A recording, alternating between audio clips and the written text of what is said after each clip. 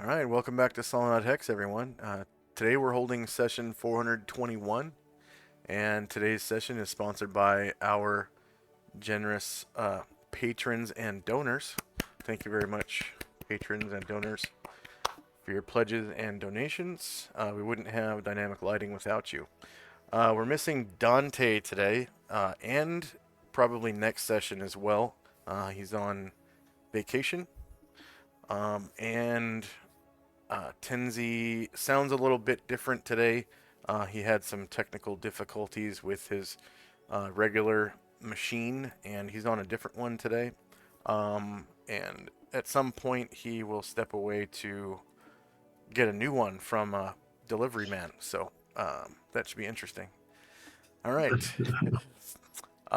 So without further ado, we will step right back into Hang Mai, where we last left the Order of the Superior Star. They were speaking with the High Priest there and formulating plans within plans.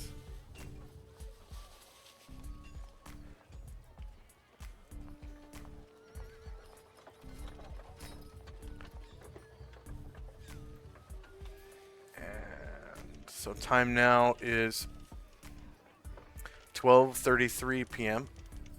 So just a little more than half past noon. September 11th, 11 AE5.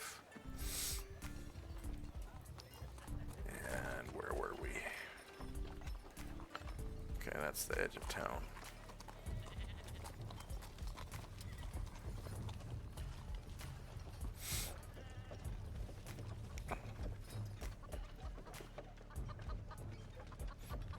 Alright, here we are.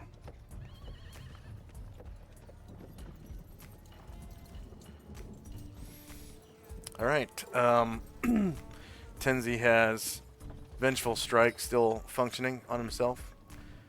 Jim's Detect Lie will run out at the end of this round.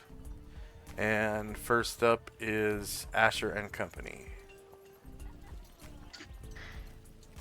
Yeah, so Asher says, well, it sounds like before we bring the Empress here, we'll want to try to find a way to make this place a little bit safer for her. I don't think we've got to the bottom of how to root out these assassins. Jim volunteered to commune with Hera and ask her some questions. And Jim says, if you want, you can tell me what questions you want to know, and I'll ask. Great lady.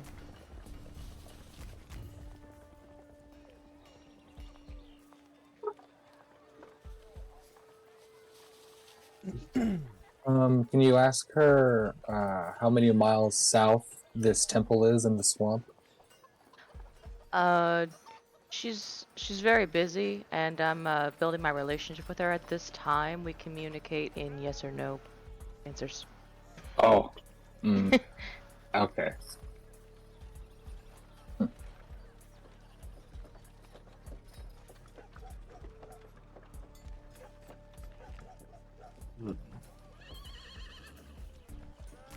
You guys can continue with your turns. That's mainly what I wanted to know. If you want to send me questions in Discord, then or on the chat, then whenever it is appropriate, you can have Jim use command.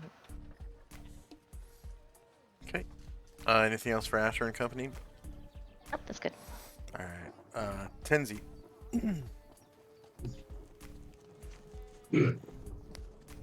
Musashi goes to Shandrak and says, "Boss Shandrak, I need some items proofed against combustion, and also I noticed you have some magical arrows that you probably aren't going to use. I would like to purchase them from you." Oh, yes, of course. If you want something proofed, no problem. Do you mean, Shandrak thinks for a second, and Do you mean the arrows from Tintabula? Yes. Yeah. Yes. I think you'd make better use of that than I would.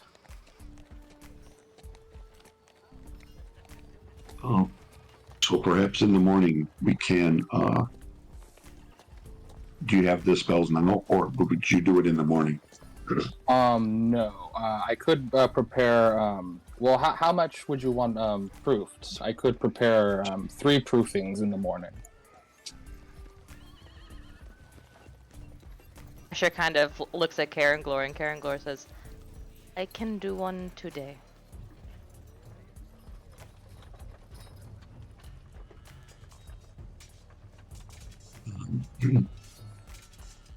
Musashi nods. He'll tell Chandrak that he would like to have.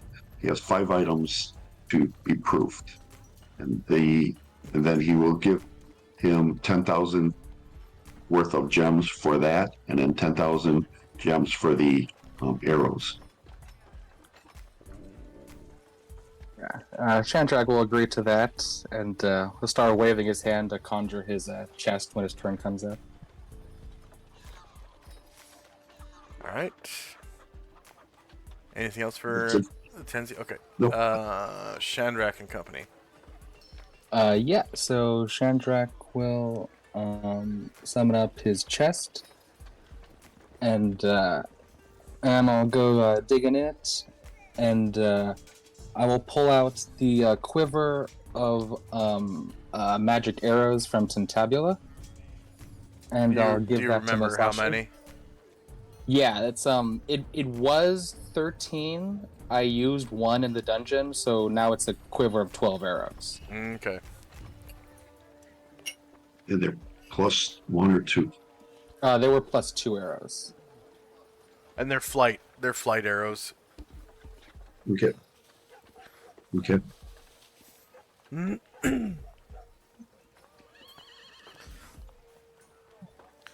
Flight arrows are the only arrow that works on every bow, so magic arrows are usually flight arrows.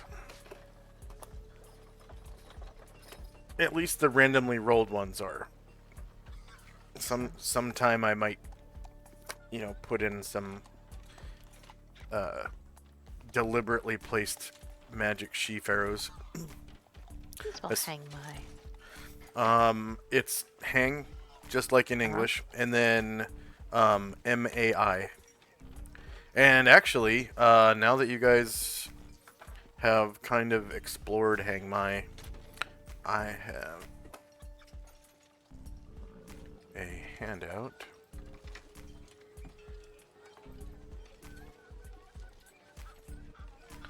Let's see, Tenzi, Asher, Chandrak, and Dante. So changes. And shorter players.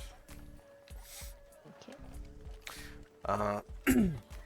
So Hangmai is the old capital of Adria. It is the holy city and seat of power of God Empress Ushas, who was assassinated May 11th, 1 AE5 by a mysterious ninja. The Imperial Retainers, in order of fanatical samurai who are the law enforcement of Hangmai, were unable to track down Usha's killer. Most of them committed ritual suicide or went into hiding as wandering samurai. Eventually, the citizens of the town found new samurai to take up arms and protect the town, which is the current guys. And I don't have to answer these questions right now. I'm just typing. Several notable people from Hangmai are Yoshitaka, who is one of the saviors of Enervia City. Of course, Musashi Yamamoto. Ishigita Amimishi, the leader of the retainers of Ushas. And Ushas High Priest Tao Hijuo, current leader of the Ushas movement. So her movement is being led by this man here.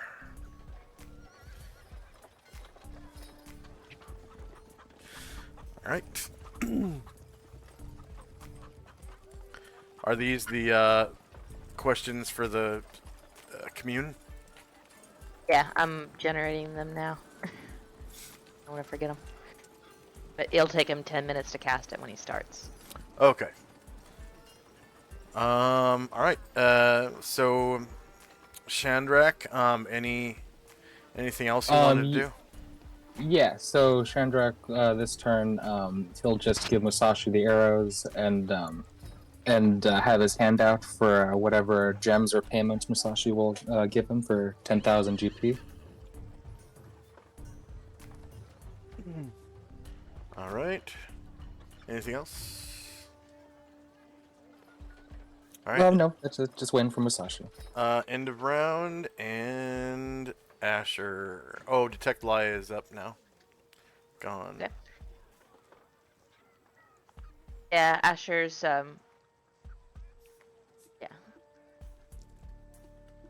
Asher's kind of, thinking about questions and letting Chandrak and Musashi do their thing. I think I'm good here except for the commune spell, which I'm still working on what I want to ask. Okay. And did I do a commune template? Oh no. Is it on the spell list? Level 5, let's see.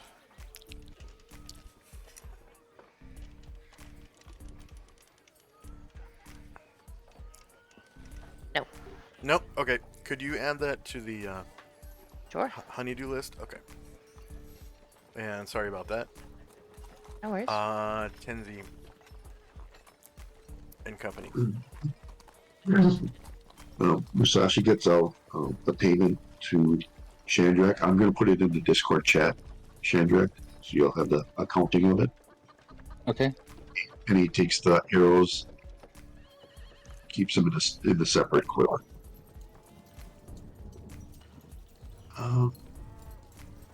And we're trying to think of helpful questions, so that'll be it for us. Yeah, I have a couple possible questions I've typed in the Discord chats so far. Excellent.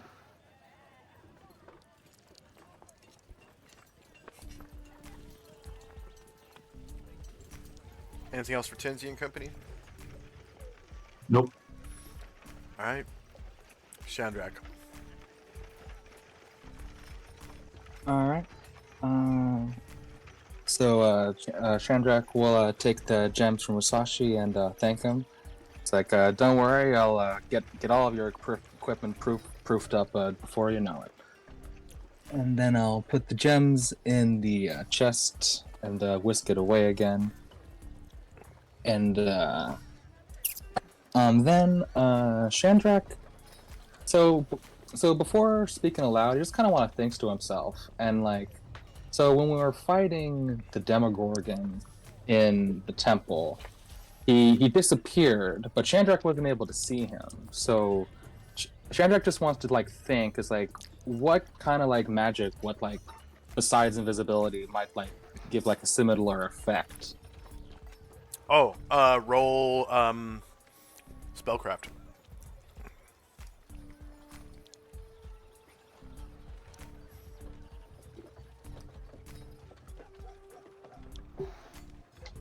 Ooh.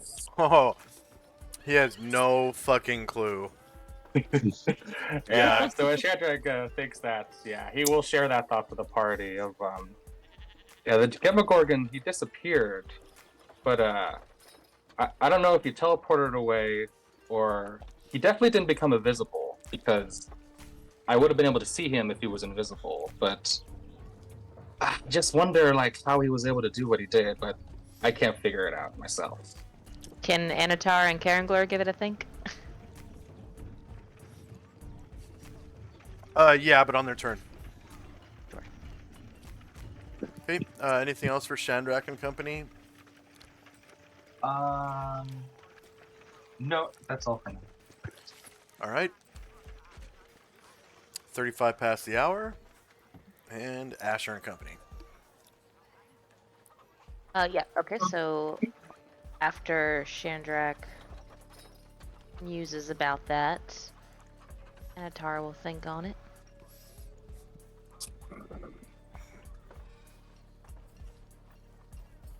All right, so I can't tell you exactly what it is unless you use some kind of divination.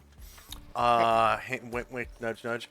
Yeah. But I will tell you that, um, like, there are some planar spells and or illusions. So there's illusion phantasm spells and some planar spells that can do that same thing that he did. And Anatar will tell you that. Yeah, narrow it down, mate, but possibly a illusion or a planar situation. Illusion phantasm. That's really important Illusion because fantastic. phantasm is it makes the illusion partially real. Oh, neat. Okay. Yeah. Hmm.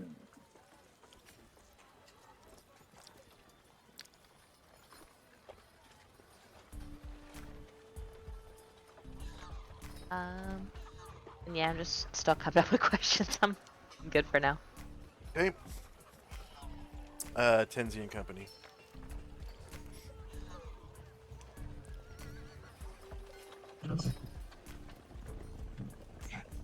Tenzi asks, well, where to next?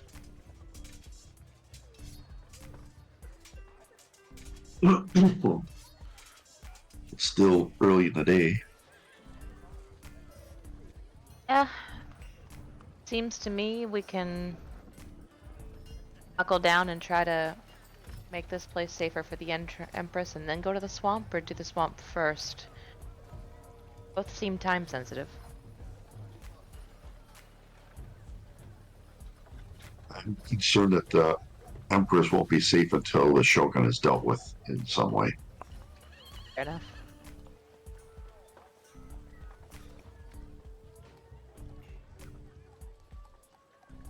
All right. Anything else for Tenzi and Company? Nope. All right. Shandrak and Company.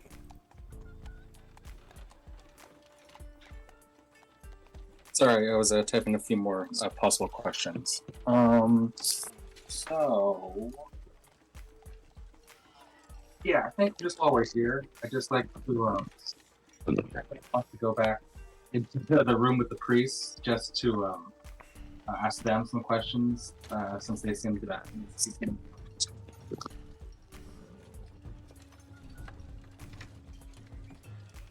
I'm sorry, you Okay. kind of were scrambly. I didn't understand what you said. Sorry, what I was saying was Chandrak wants to go back into the room with the priests really quickly, just because they had some knowledge of the situation, so I just wanted to ask another few questions.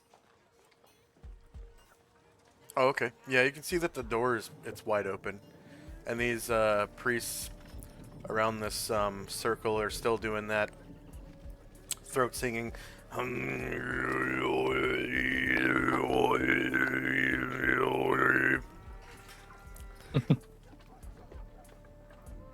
Chandrak will try to see wherever that the high priest was. I can't tell him apart from these people.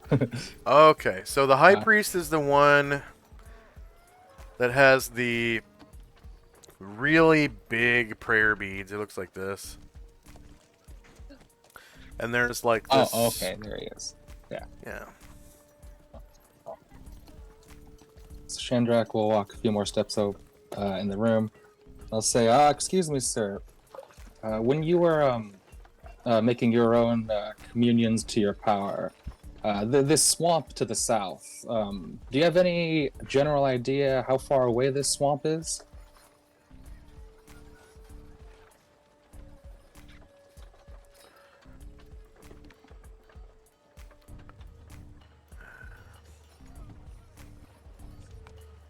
The edge of the swamp is about.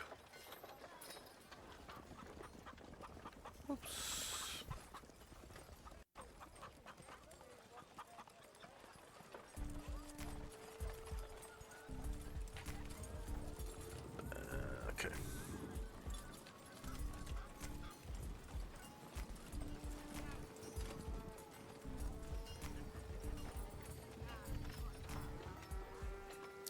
The edge of the swamp is about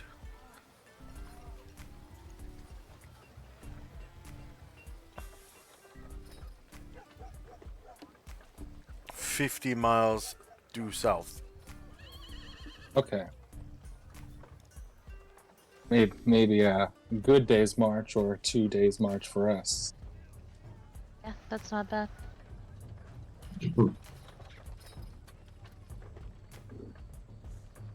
Alright, yeah, I asked my question, so I think that'll just be good enough for now.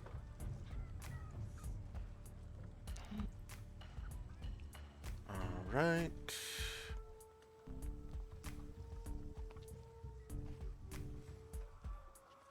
End of round. First up is Asher.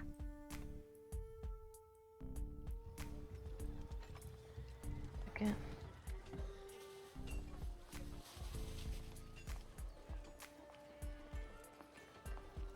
Yeah, so Jim kind of looks around at these temple priests and thinks that when he does this, when he prays to Hera, it may be a little impolite to do it in the temple of another goddess. So he says, going back to the inn, I'm gonna get a room and get a little privacy there. And he will head back that way.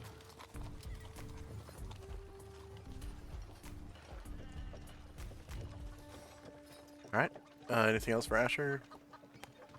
He'll be escorted by a couple of comrades, but that's it. Okay. Tinsy. Dens will join Shan or go into the temple again and ask the high priest if it's okay for him to ask him a couple questions. And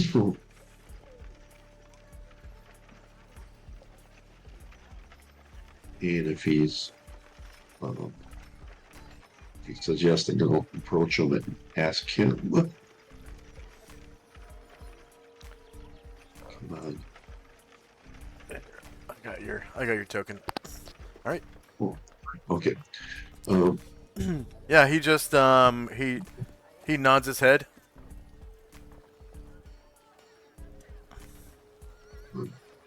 Our plan is to return the Avatar to her rightful place here. We're concerned about her safety, both where she is and here. Can her safety be guaranteed here?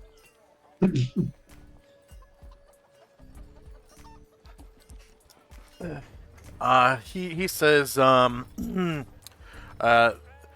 Empress can guarantee her own safety.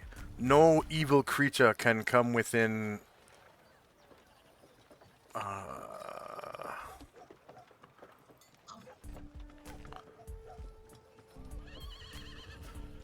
what was it? Was it 100 miles? It's 100 miles.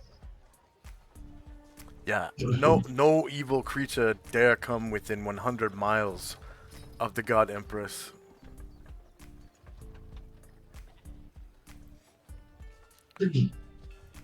So if we brought her here, would that mean that any evil creatures that are within 100 miles would then leave? They would flee.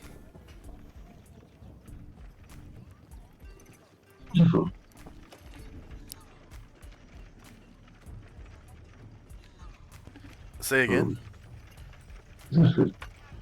That's all. That's all the questions I have. Done. Okay.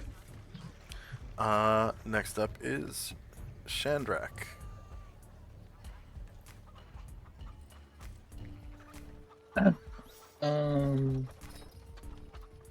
Yeah, I will, yeah, I'll ask, yeah,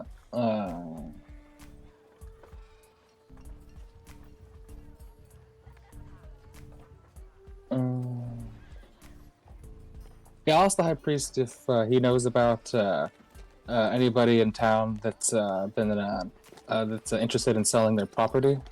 It's a nice city you got here. It'd be nice if I could have a little house myself down here. He says, in the slum, there are several houses for sale. And I know of one estate which is for sale. It is in the northwest corner of the city by a public park. Oh, that's nice.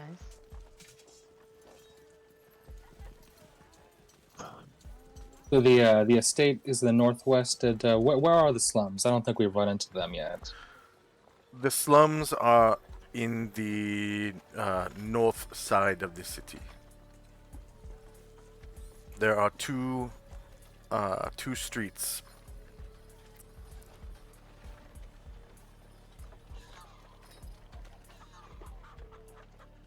Thank you very much, sir. Oh, please, Yes. call me Enlightened One. Yeah, Shadrach really kind of bristles with that. It's No, like, no need to call me sir. Please, call. I am merely an Enlightened One. yes. Well, you certainly are enlightened with all sorts of useful information, and we will make sure to purge the evil from that temple. Thanks to everything you've done, I'm sure. Shadrach You are attempting most welcome. The most to be polite he can. And Shadrach will nod at Tenzi and start to make his way out. All right.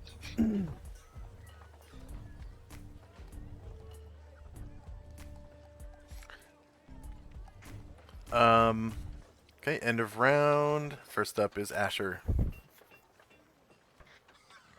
Asher kind of comes a little bit closer. She can hear Tenzi, but it's a little muffled from where she is.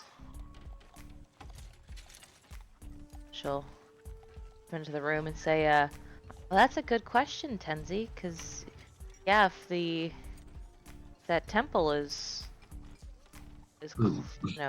closer than 100 miles, then if we brought the Empress here, then they might flee with the book, if the book is there." Indeed. And Jim and his escorts are gonna make their way closer to the tavern. That's good for now. And you get a whopping bonus. Oh.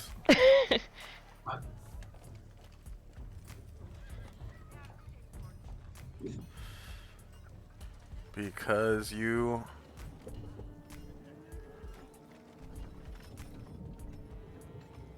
put 2 and 2 together.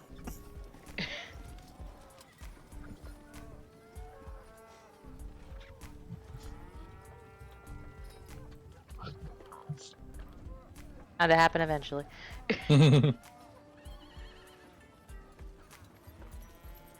All right. Anything else for Asher and company? Ah.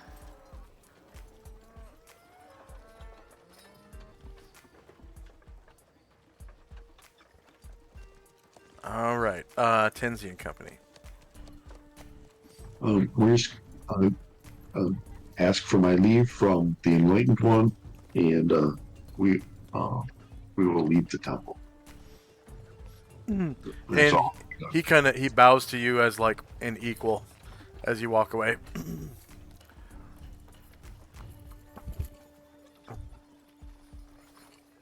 Okay, that'll be it for us.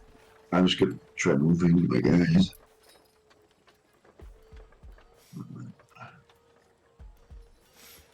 All right.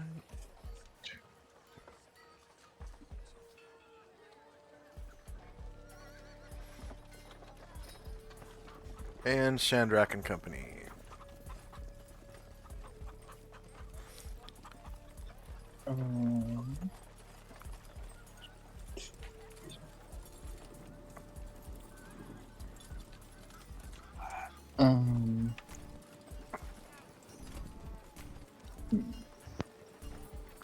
Yeah, I think Shandrak's gonna say, I think I want to, take a look at that estate.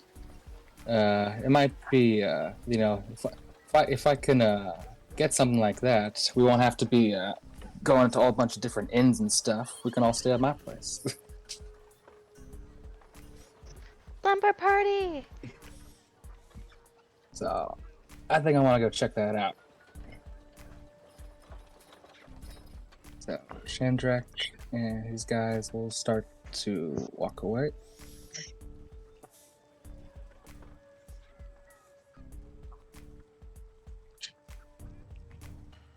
Wait, before he goes, say, where did Jim and some of those other bashers go? Jim said that he didn't feel comfortable communing with Hera in another goddess's temple, so he went to rent a room for a little privacy. Right.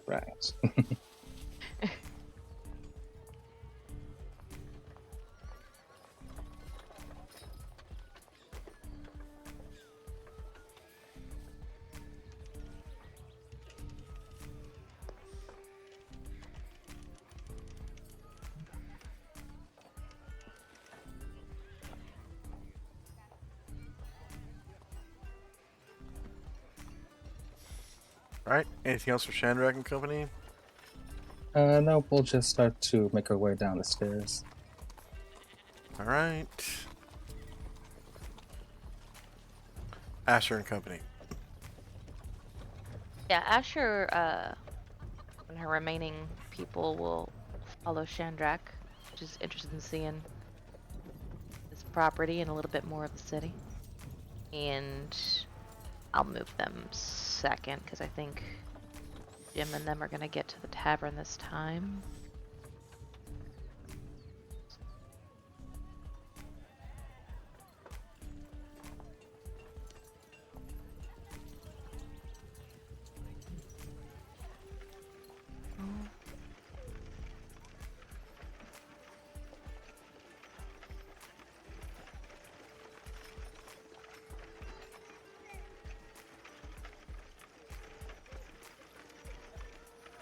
Okay. And then Tenzi and company. We will follow Shandrak. And so I'll just move this round. Alright. And you notice that the streets are notionally filled with people.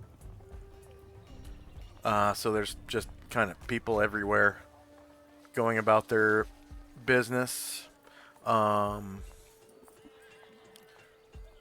September 11th is...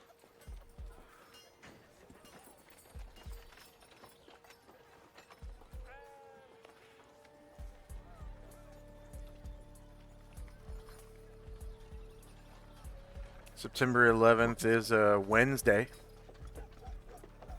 So it's just right in the middle of the week.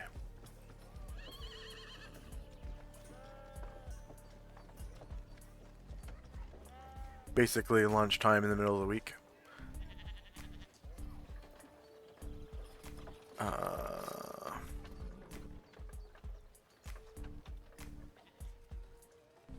Whoops, did I lose my turn order tracker? Oh, here it is. Alright, and then Shandrak and company. We will continue following the directions, and I guess we'll just follow this alley up north and west. See what we see along the way. Okay, you can see that these estates kind of come with a front gate that locks, and the same walls that surround the city separate the estates. Mm-hmm. Can you guys see like the tops of the walls? I think so. Yeah, the parapets, I think so. Okay, so it's not a parapet, it's an actual roof that covers the tops of these walls.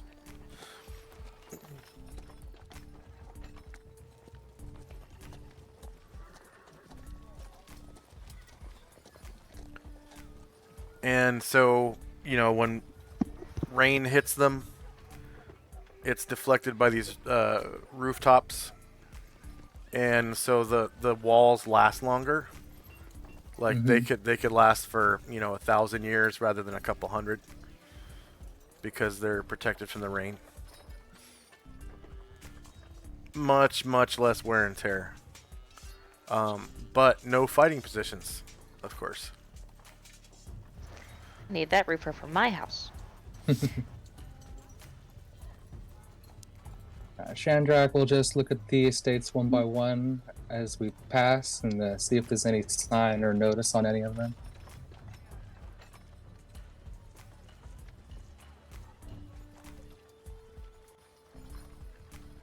Doesn't look like it from here.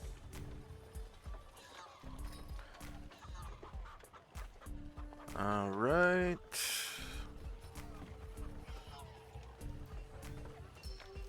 End of round, and Asher and company. So Jim and a couple others are at the ramen bar, and if I'm remembering correctly, the ramen bar had a couple of rooms for rent. Otherwise, this guy's gonna Yeah. be very surprised when Jim asks. Yeah, so Jim goes up to the guy in the hat.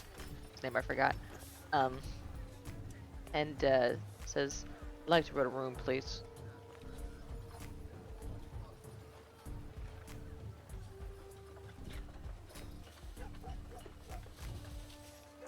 Okay, so this guy speaks up and says, "Oh,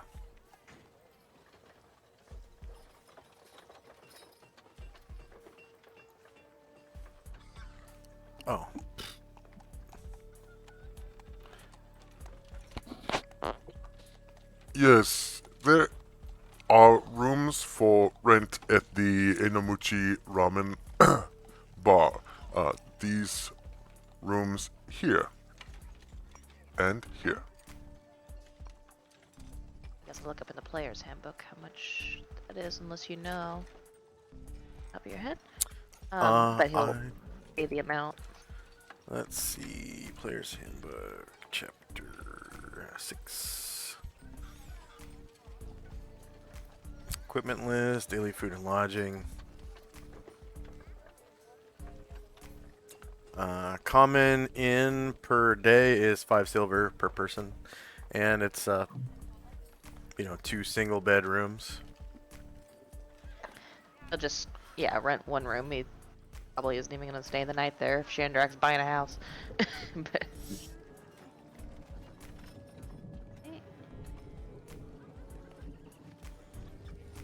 yeah, he'll give him 5 silver.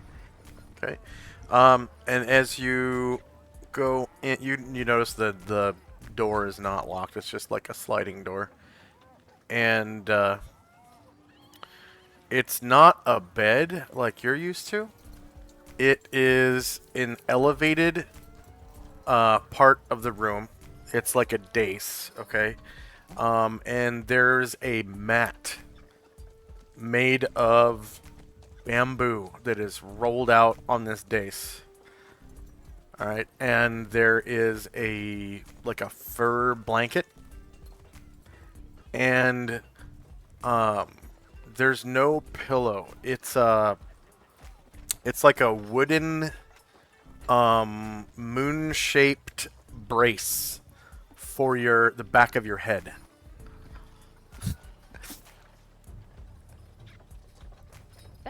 So it's this room here. Either one. He Okay. just lets you He'll in. go in there and just kind of settle himself on this. This is bed, not a bed. Surprisingly not uncomfortable. Okay. Yeah, he's just getting settled. Bumbo, Sankara, and Glor will pick up spots in the ramen bar and just wait for him, and Asher and the rest of her people are gonna follow Shandrak. That'll be it. All right.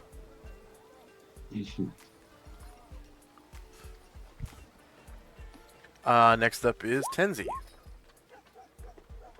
Um, we're following Shandrak, and Tenzi, even though his feet have been hardened to almost like iron, enjoys the soft grass as he walks through it, and comments to Musashi about the beautiful city that he called home.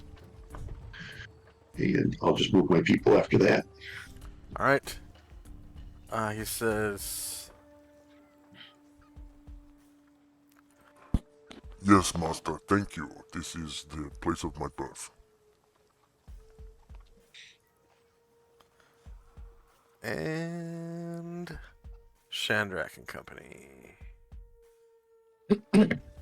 Shandrak looks like sees a few signs, but these look like the smaller houses. So I'm gonna just keep going north to see if I can find that estate the Enlightened One told me about.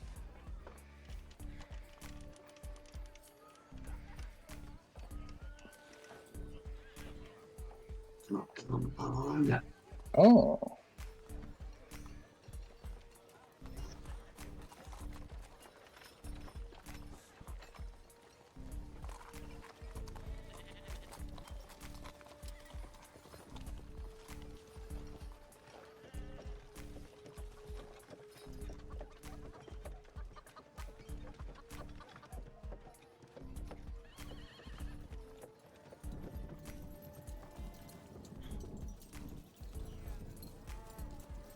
Oops.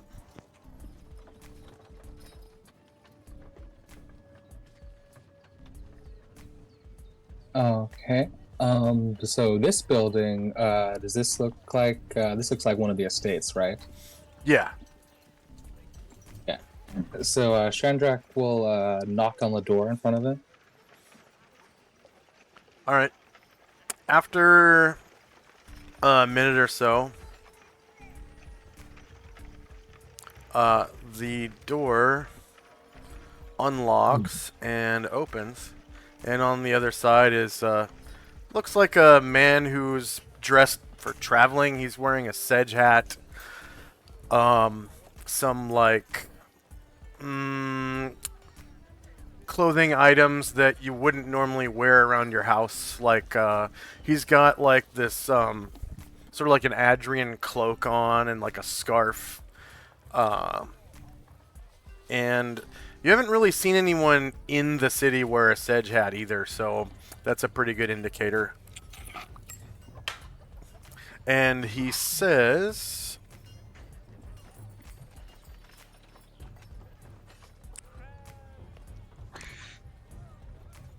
Yes, are you here inquiring about the house? Yes.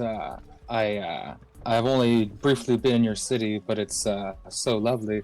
I thought I might. I had heard that an estate was available. Is the owner here? Is he available to speak? I represent the owner. My name is Shandrak. Nice to meet you. I'm a member of the Order of Superior Star.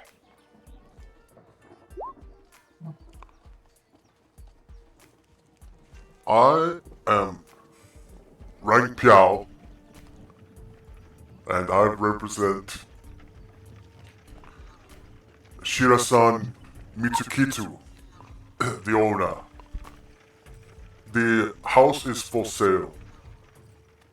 For the price of 1,000 gold coins, as is. 1,000 as is. Well, you don't mind if I take a quick look before I make such a big purchase, do I? Do you? Please enter. Right this way. I think I do have a little more movement left, so I will follow him in.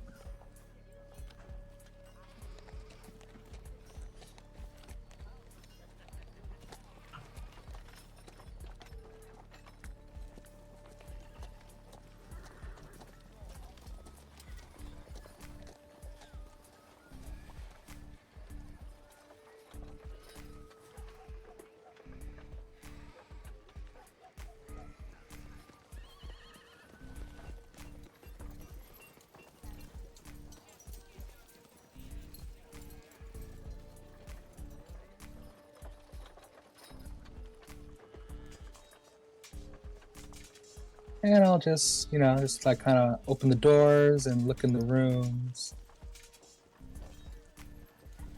And I'll just be looking around, and that'll be all for the rest of my turn.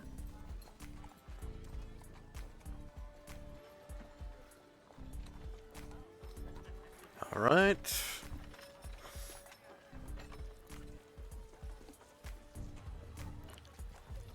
And the house is pretty much empty. I'll just delete this fireplace or put on the GM layer or something.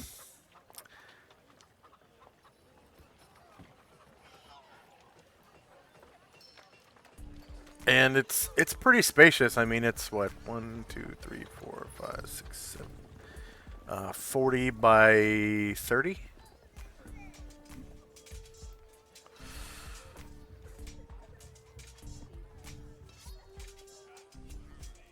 So 1,200 square feet. It's like the size of a pretty big apartment in the United States. The size of my house. Yeah.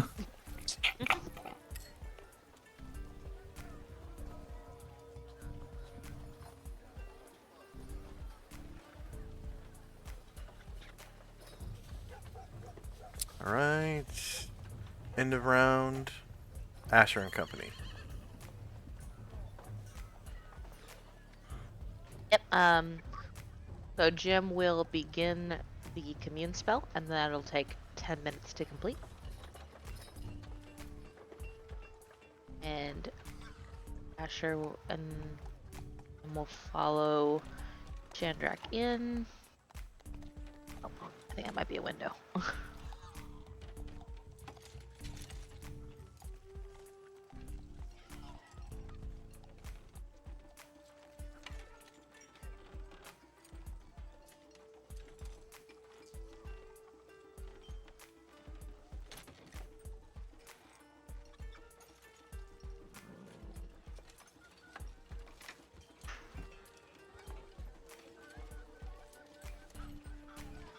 I guess she'll wait outside for him.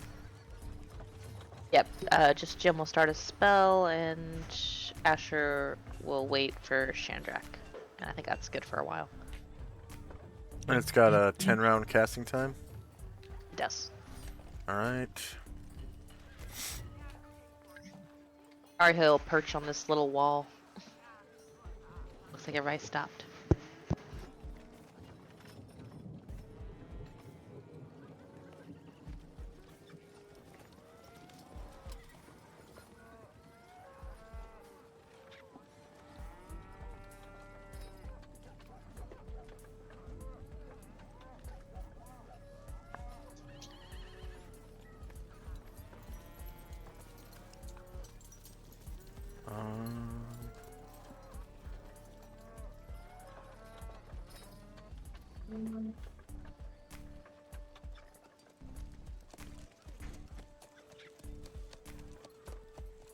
So you said someone was perching on a wall?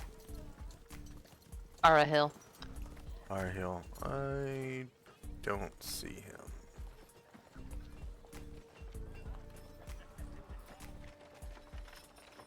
Here. Okay, now I see him.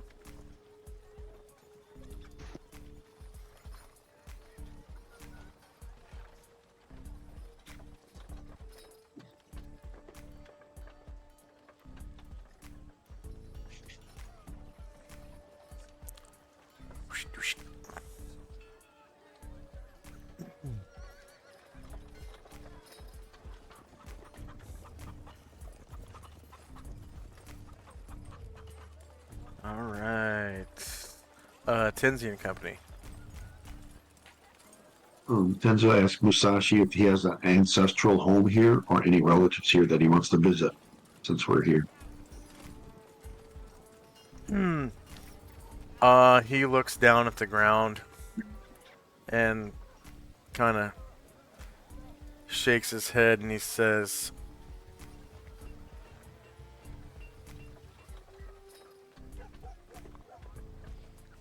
I'm so sorry, Master. The Musashi family committed ritual suicide when the God Empress was assassinated.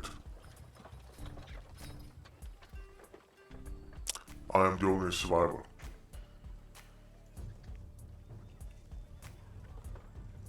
That is sad. We will avenge your family when we find the killer or the assassin. Probably And the we'll first just time wait. Asher's heard of this. Her eyes are as big as saucers. Um, and we'll just wait right outside for Shinja. Alright, so now you know the history of the Musashi family. Birth rank unknown, siblings unknown, social class. Oh, Musashi clan, that's right. Okay. So I'll write a handout for that.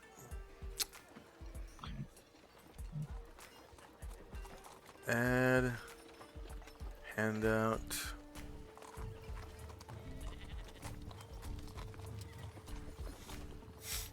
Musashi clan.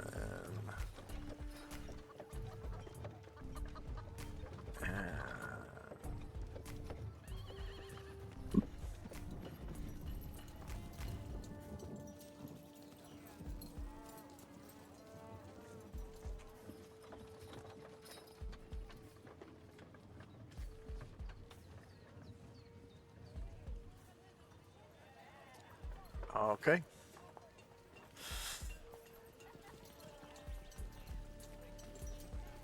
Okay, that'll be it for us.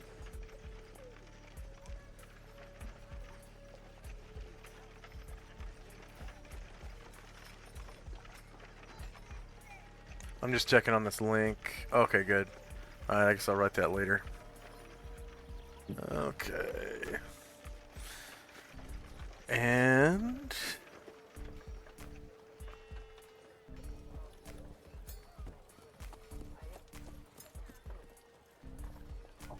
Shandrak and Company.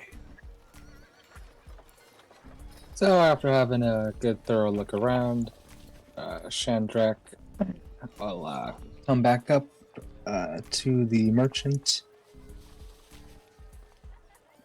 and I'll say, yeah, this is a nice, fair piece of property. Who did you say the owner's name was again?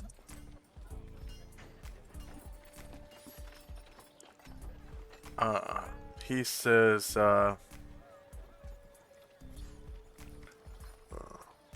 Shirasan Mitsukitsu. Shirasan Mitsukitsu.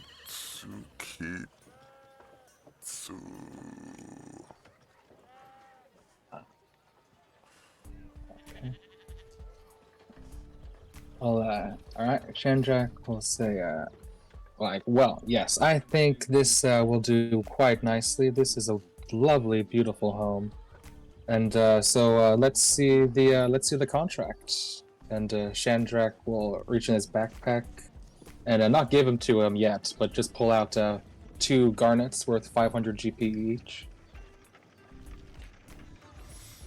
and Rang Pao produces the deed to the Shirasan estate, and you can see it written. You can read common, right? Yeah. Okay, so yeah, you can see it written plain as day.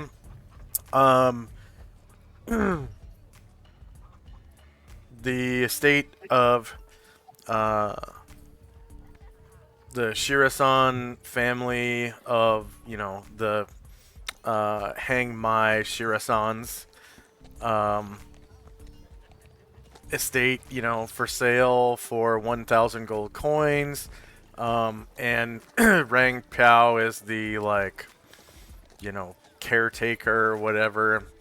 And it's signed by someone who signed, Shirasan Mitsukitsu. And witnesses, there's we'll say Shirasan, Imaidatsu, and Shirasan Tsuki as witnesses. Tsuki sounds like a female name, so maybe it's his wife or something. And you know, at the bottom there's a like a signature line for the purchaser, you know, purchased at 1,000 gold coins, and then another signature line at the, you know, below that for Rang Pao to sign when, you know, you've paid and signed. Yeah. And then that becomes your, you know, deed to the house or whatever. Yeah. All right. So after giving the contract a good once over, I'll ask Lang Piao for a quill or a pen to write with. Yeah, he reaches into a pouch and produces a. It's like a short stick, with bristles on the end, and an inkwell with like a cap on it, and there's like a windowsill where he lays it out. It's a broad windowsill, long enough for you to sign a paper on, and it's essentially a paintbrush rather than a quill. And the ink smells different than Western ink. It smells like charcoal almost. Shandrak will kind of give a quick sniff to take in the new experience, and then give it sign his name, and hand over the gem pieces. Okay. The ink slings well. It's a little different than writing with a quill. Like you're like painting your name rather than you know, signing. And but you know, you're able to figure it out within the first couple of letters. So the first couple of letters look a little funny, and then you know, you get it the rest of the way. And he, you know, takes the paintbrush essentially from you, a little brush, and dabs it into the ink and signs his own name at the bottom, and then kind of blows on it.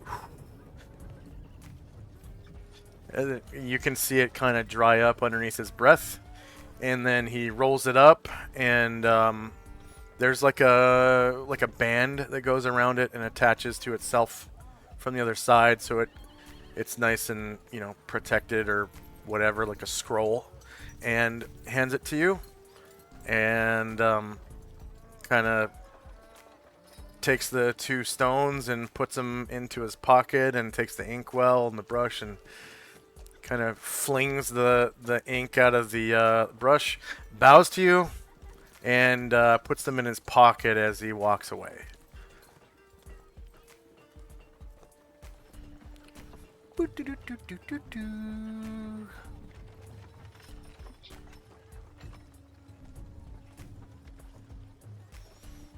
Anything else for Shandrak and company? I will just start to head out, and I'll close my doors behind me. Yeah. And you kind of And, notice. Go ahead. Uh-huh. Oh yeah, I was gonna say, is there? Sorry, did I get a key and lock from him? Is there a lock on the door? There's no lock on this door. No, Mm-hmm. Okay. it's just What kind were of you like gonna a say? sliding door. As you leave through the front gate, I was about to say you notice that there is a key in the front gate, and above the front gate is a sign that says Shirasan. Mm-hmm.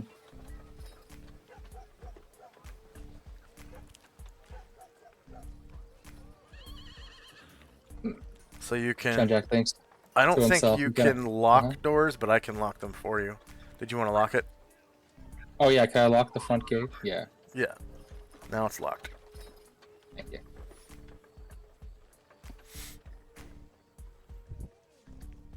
Chandrak thinks to himself, "Oh, I'm gonna have to climb up there and replace that."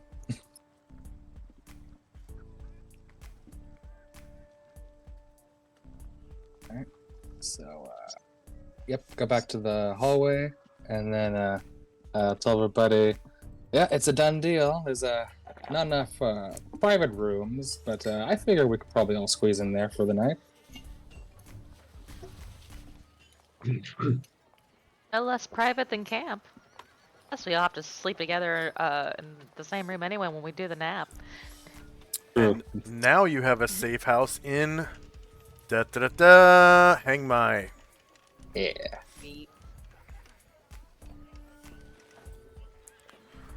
Okay. Anything else for Chandrak and company?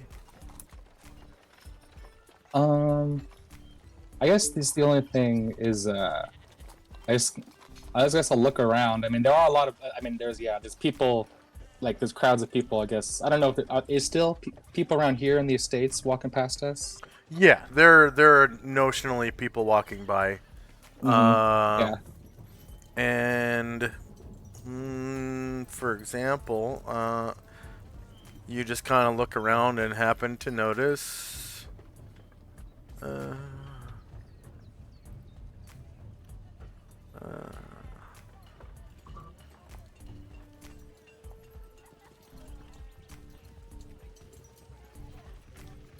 oh.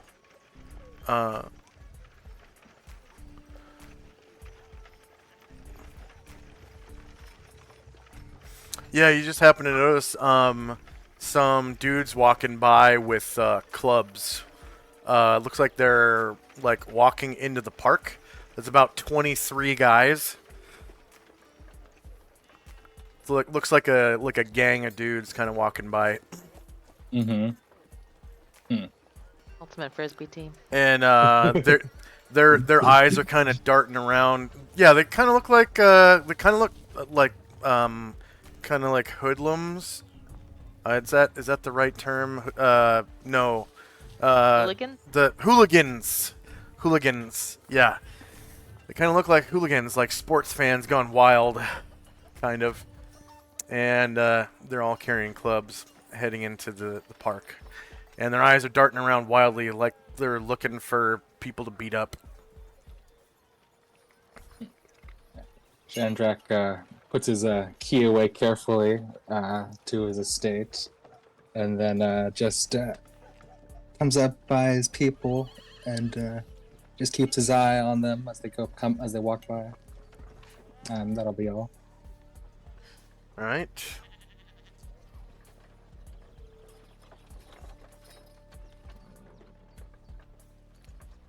And let's see, -9.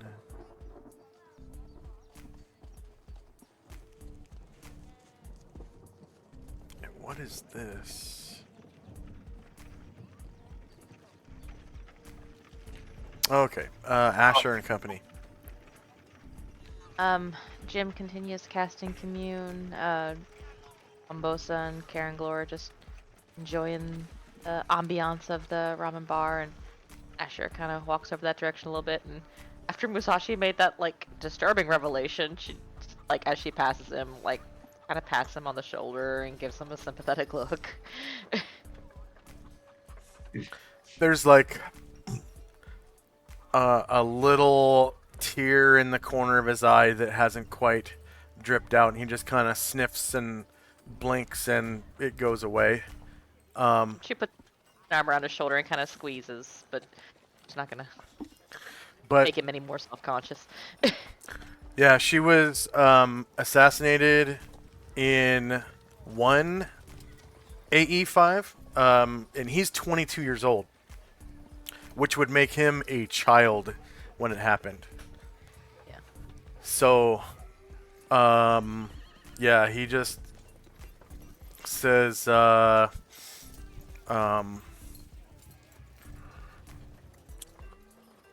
my whole family killed themselves that day, and I was so young I could not go through with it. So I went into exile as Ronin, and that is why you found me.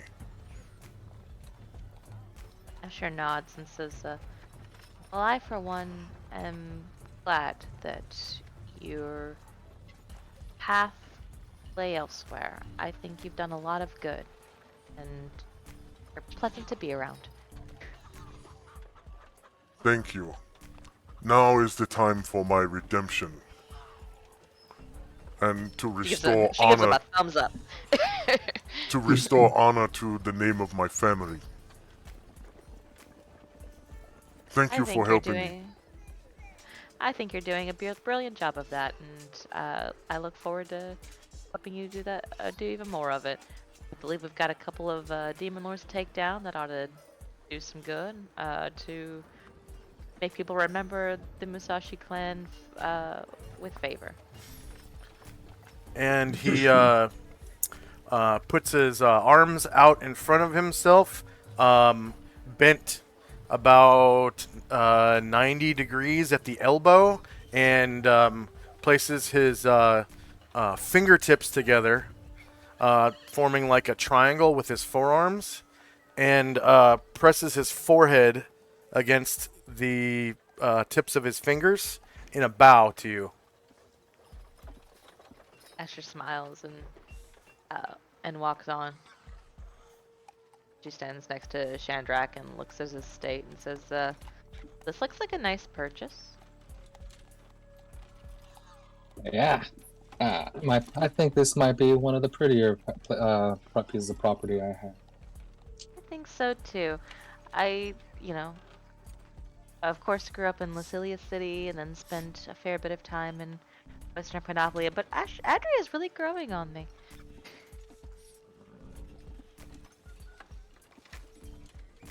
Okay. Let's take our first break. We've been playing for about an hour and 15 minutes or so. So we'll take a 3-minute break and a 5-minute break. 3 minutes of pre-roll ads for our viewers, and we'll come back 2 minutes after the pre-roll ads are over. All right, here we go. 5 minutes.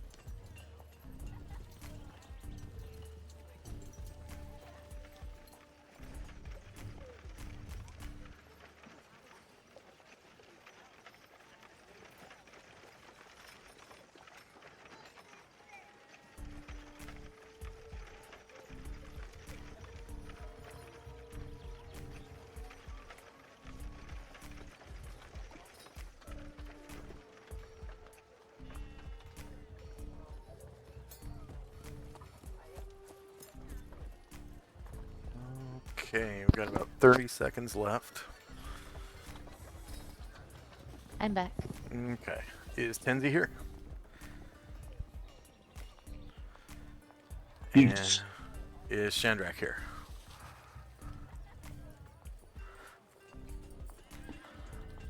Got about 10 seconds. Chandrak, you there? You're muted, Chandrak, by the way. There Yep. you go. Okay. All right. Welcome back from our 5-minute break. Let's see. So we just had Asher's turn, right? Yes. Okay.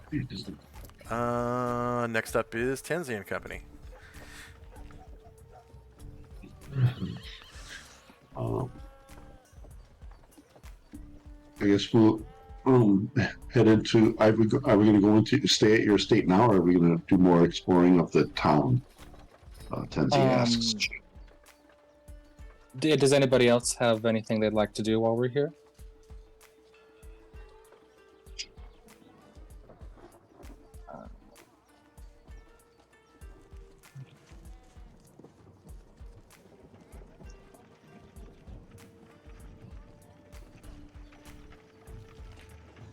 Crickets. I'm assuming that Asher didn't go wild. These hooligans went by. He did not go wild. Okay. Let's see. Actually, let me check. Sorry, I was talking, but my headset went out. Oh, you got something? Oh no, I was just answering Tenzi's question. Yeah. To that, Asher says, well, I know Jim said he was getting a room and communing with Hira, but other than that, I mean, it's nice to explore and maybe stay the night at Chandrak's house, and then it sounds like, Oh, unless anyone else has another plan, that we maybe first thing in the morning head for the swamp. okay. Yeah, this guy and his buddies walk by. Oh, let's see.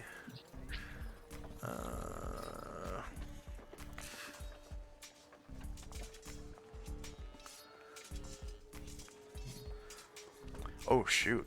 You know what? Let's have an emergency 5-minute break. We'll be right back. Sorry about that. Good.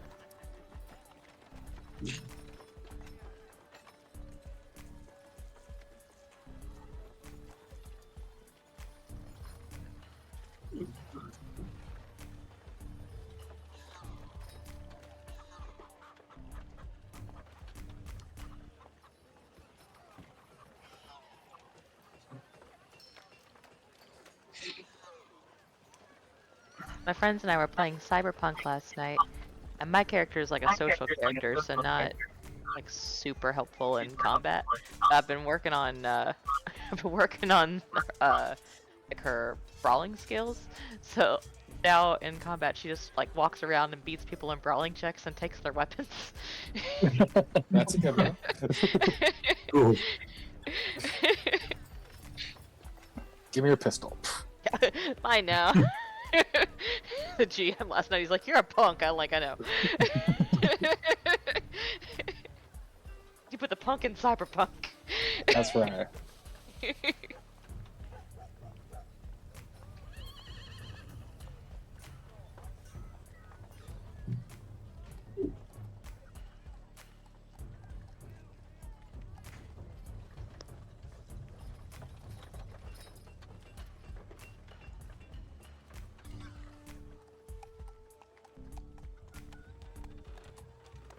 You're probably going to need a new sign for your house, Shadrach.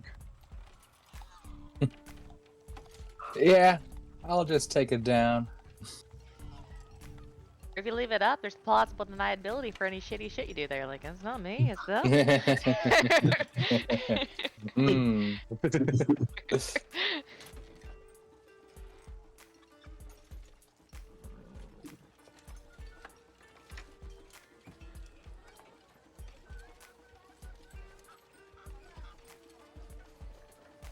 I'm definitely gonna pull the for sale sign out and put it back in the house or throw it Oh away.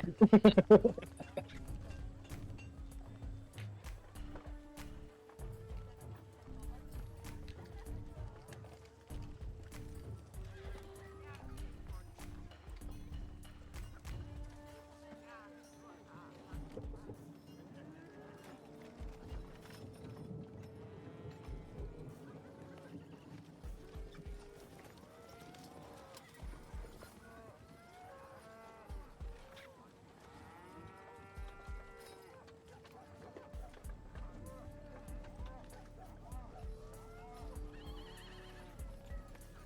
And while we're here, though, I do want to see if I can like get a buckler shield for like Ryer and Gargamond, or if Gargamond can use a medium shield as a buckler. I don't know how that would work.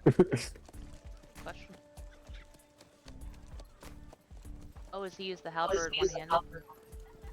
Oh no, yeah, he would have to. It would have to be a buckler because. Oh, buckler. Yeah. Yeah, I'm bad. yeah. Yeah, if he could use a medium shield, he wouldn't be able to because he needs 2 hands. Yeah.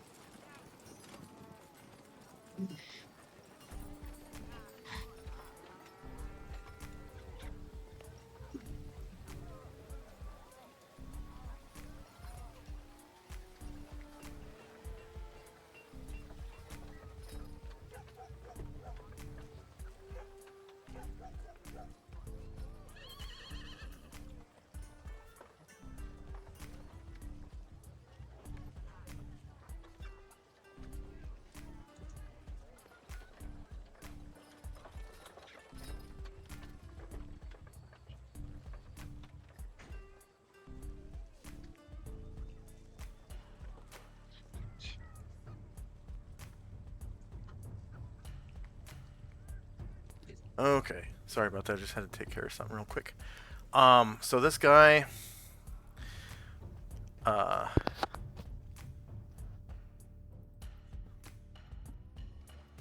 this guy's walking through. This dude dressed in blue, shouting out, for the, for the Empire. Yada yada yada. You can hear, and he's like, "We need volunteers." For what? To serve in the Imperial Army. And there's like a couple boys, that are walking by. They look like they're about military age, 16, 17 years old.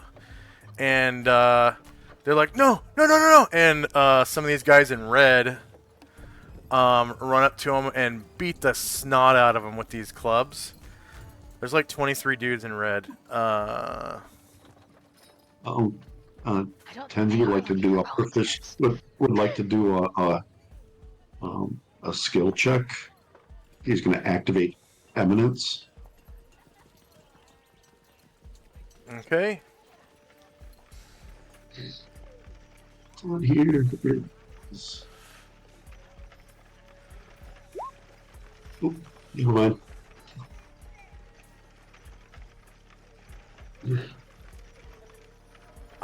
You can do that on your initiative. Oh, okay. If you want to fight these guys. They kind of look through your party and they're like, him there! And they point right at Musashi.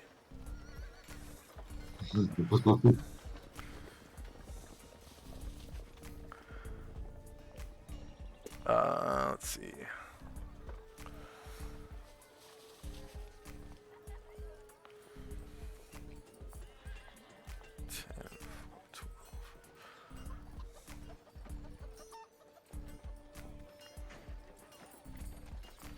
What?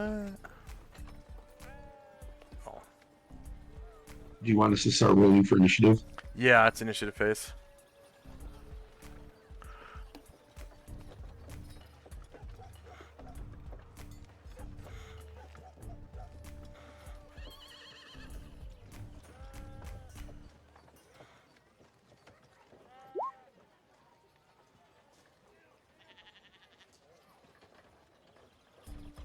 And it looks like these guys are going to try to Shanghai your buddy Musashi into the Imperial Army, which is currently controlled by the Shogun.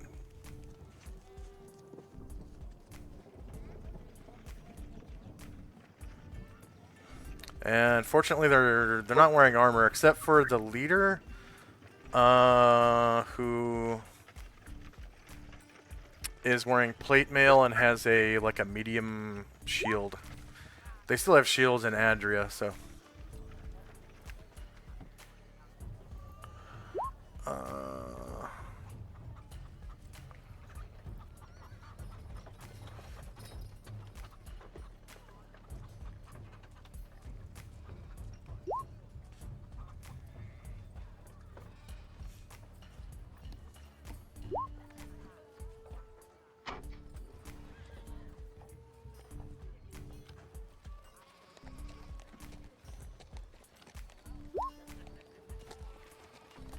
Ah, crap.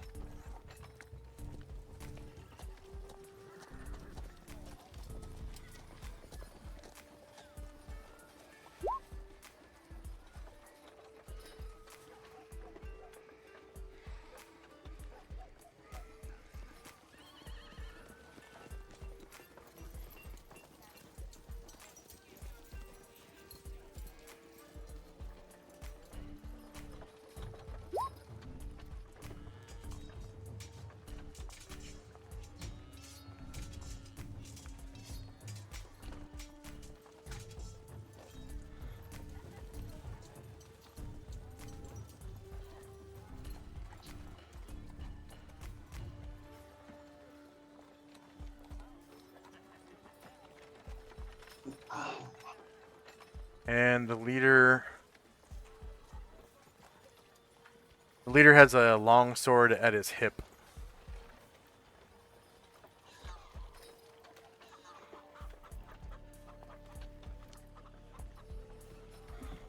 Yeah, please have multiples for Varen and Anatar. Yep.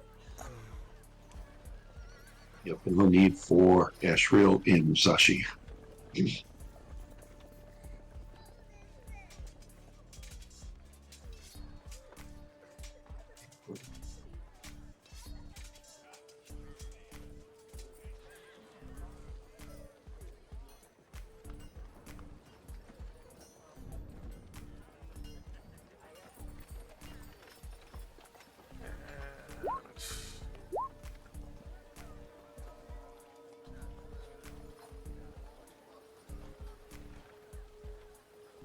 Ah.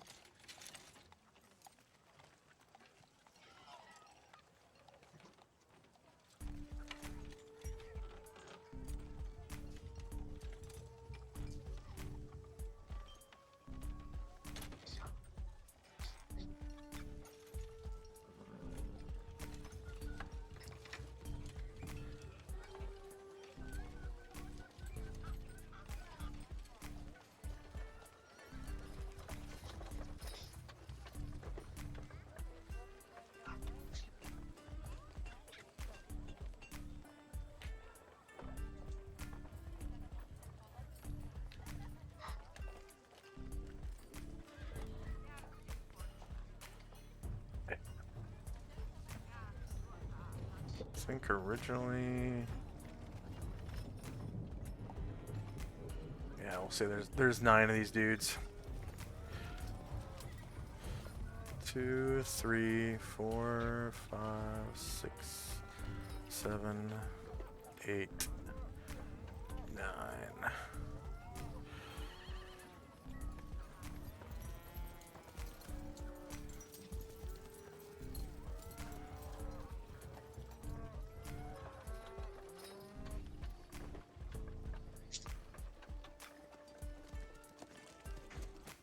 The guys in red are armed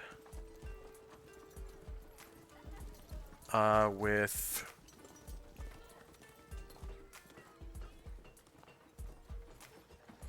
clubs and longswords. The only one that raises Ashriel's hackles, though, is the one in blue, the leader.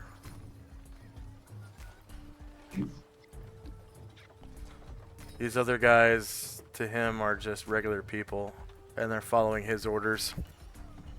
Okay. And then, see, was it Anatar needed multiple attack? Anatar and Varen, please. Anatar and... I don't even see Varen. He's right next to Anatar. Oh, there he is. So he needs 2 extra ones, right? Yes, please. And then Musashi needs an extra one, doesn't he? Yep, and Asheville. And Asheville. Okay, and then Gargamond as well. Gargamon.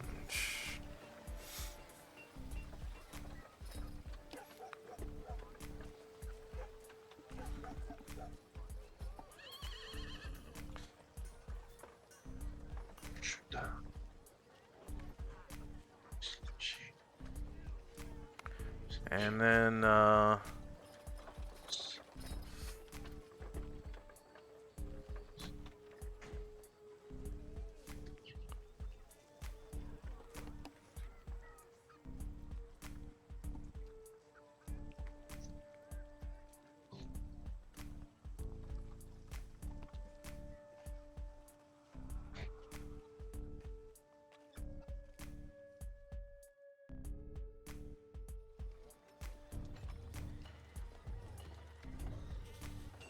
see, here's one of the young men.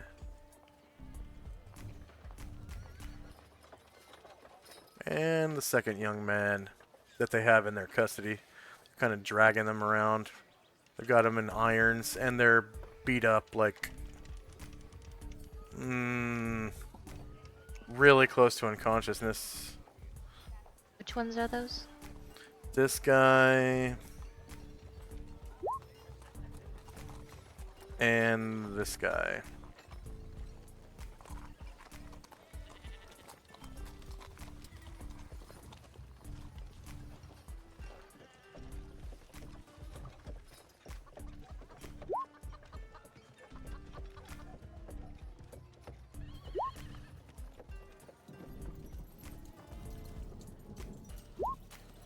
And the one in blue, he's like, "Don't get involved. Just give us your man and we'll be on our way."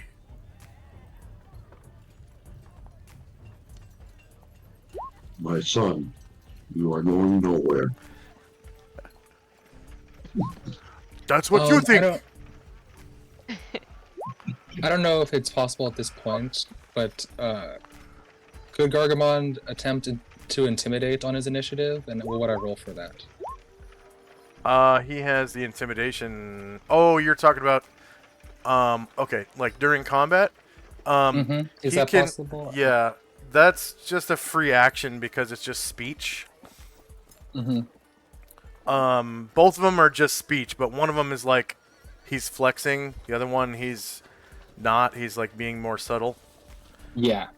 So just on, whenever he goes, you can, whenever his turn is, he can take that free action to cool. intimidate.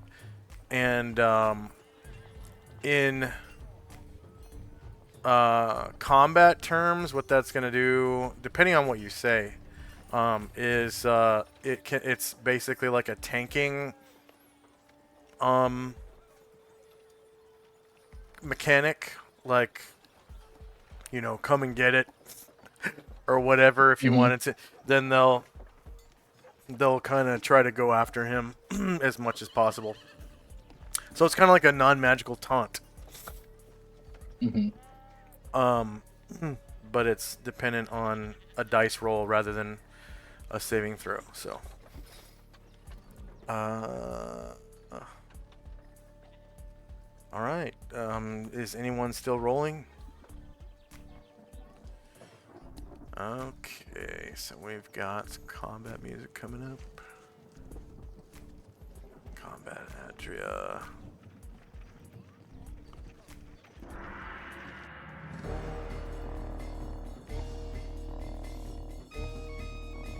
So 12:41 p.m.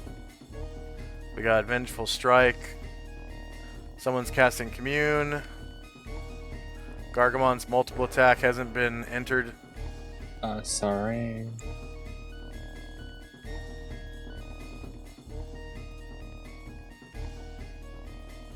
There it is.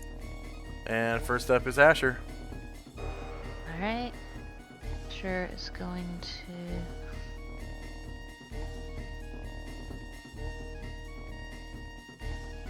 He's not going to. Well. Yeah. Alright, so she is going to temporarily be in an occupied square, and she'll take some attacks of opportunity if she doesn't kill this guy and get to occupy his square. But yeah, she'll try to backstab this guy. She is invisible but not stealthed. I don't know if he has a chance of. He does not. Nope. Okay. I don't think he's smart enough, and I don't even think he's the right level. We back you, stabby. Stabby, stabby, stabby, stabby, stabby.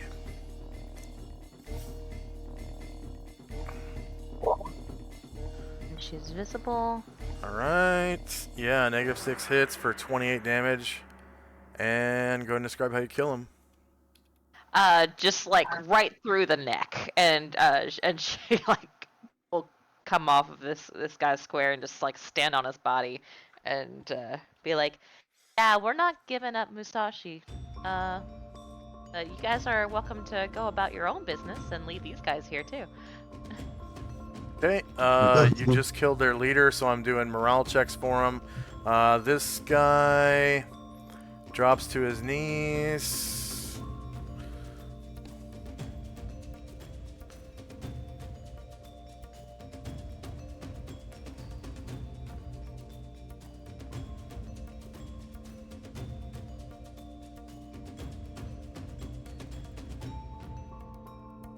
Okay, this guy drops to his knees.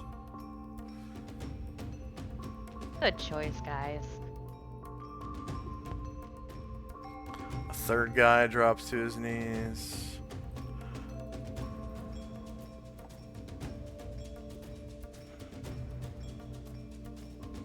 This guy keeps on fighting.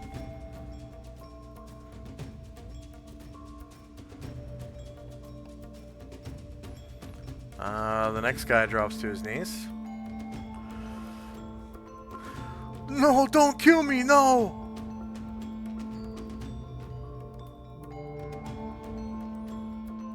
This guy drops to his knees.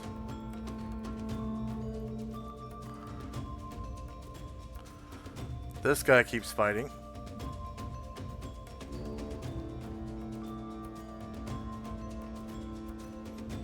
This guy keeps fighting.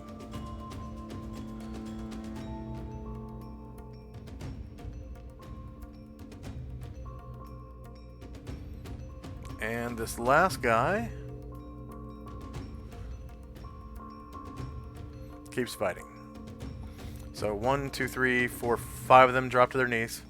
That's the ones with white flags. And the rest of them keep fighting.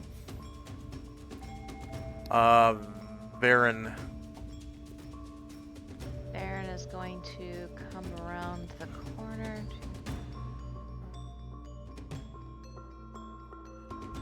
We will only following orders, says one of the ones that dropped to his knees. And one of the ones that's still fighting is like, "Shut up! Get back up, you coward!"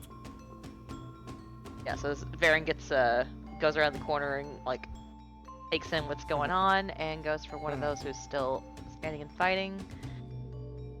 I didn't sign up for this. Yes, suddenly there's a flaming angel. Yeah. This came to knock around some teenage boys. Yeah. I forgot High Master attack.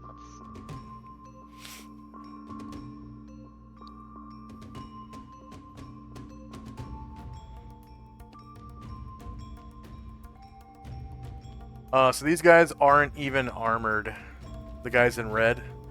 They do have like Asian long swords called I think it's called a Jian.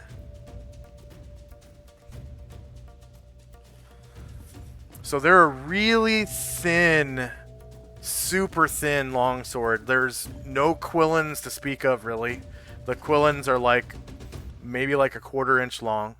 And then the blade is like as thin as a katana and probably about as wide as a katana. So it's really, really flimsy, like flexible longsword. But it does work the same as a longsword, same like stats and everything. And then, did you roll your attack yet? I don't see it on the chat. I am trying. Do they have an AC? Oh, I will check. That's a good, because I think I made these guys before. Okay, that's the issue. All right, go ahead. Yeah, I made these guys before before I started using the 3 AC thing. And actually, I think I used them, or I made them before before the attacks would read AC. So they are shieldless. So that's shieldless front. -11 definitely beats AC 10. You cause 13 damage. Go and describe how you kill the shit out of him. Yeah, he just like takes them right across the chest, and like blood sprays upon these poor guys that are kneeling down. Blood goes everywhere. And he steps over the guy's body to face the next one. And well, actually, this. Wait. Oh yeah, you're right. Yeah, this guy surrendered. Yeah. Okay. Yeah. My bad. But yeah, he'll go for this one. I went to ping him, but I'd already had the thing. Yeah, he goes for this one here, and he's gonna try to smack him with Captain Panoplia. All right.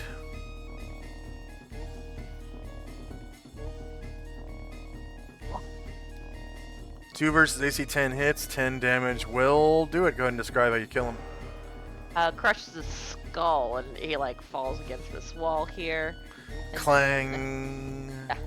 Blood goes everywhere. He'll pivot to face the guy next to him and do talons. Oh, let me roll natural fighting.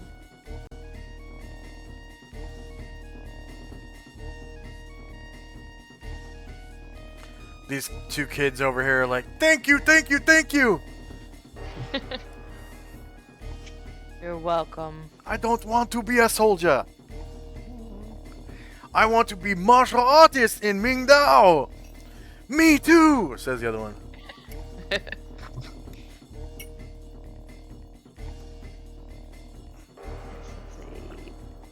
Just one to damage.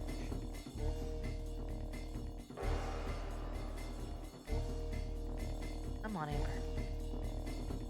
I did pass him.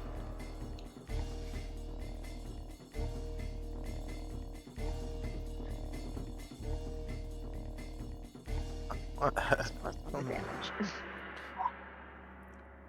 For you.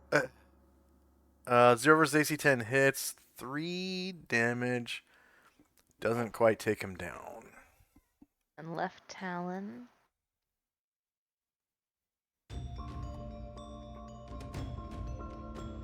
Alright, -5 versus AC 10 hits, and 3 more damage does take him down. Go ahead and describe how you slice him up with your talons. Rakes his talon across like his inner thigh, and like his like arteries just gushing blood, and he's slowly, like as he loses blood, like slow motion falls to the ground. All right. So this guy has already surrendered. This guy has already surrendered. This guy has already surrendered. And Musashi. There's one guy left that's like, give us your man. I know him. He is Musashi. Yamamoto. Yamamoto, come with us. He will walk up, temporarily stand in this square, and say, "Here I am." And I'll slice. Yep. He moved up with his cry,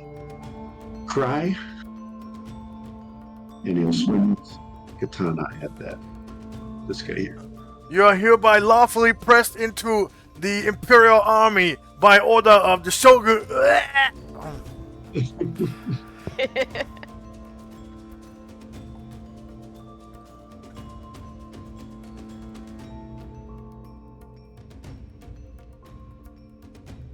And you crit the shit out of him, causing 32 damage, and blood goes everywhere.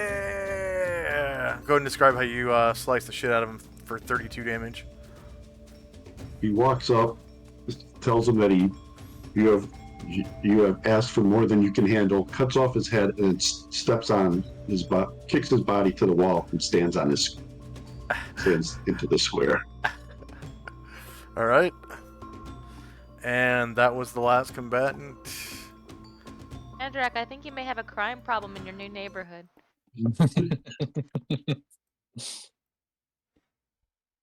It's not even the ninjas we were warned about. And the rest of the press gang is like, no, don't kill us. Please. We were just doing what we were told by the authorities. The Shogun no longer has authority here. Feel free to go back and tell him so. Yes, of course. We will tell him. And they kind of vamonos.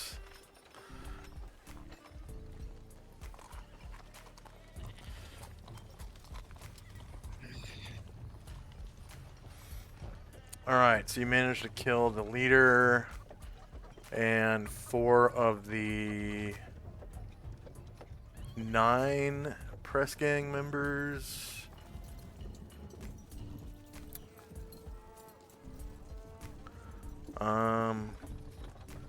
The leader was level 5.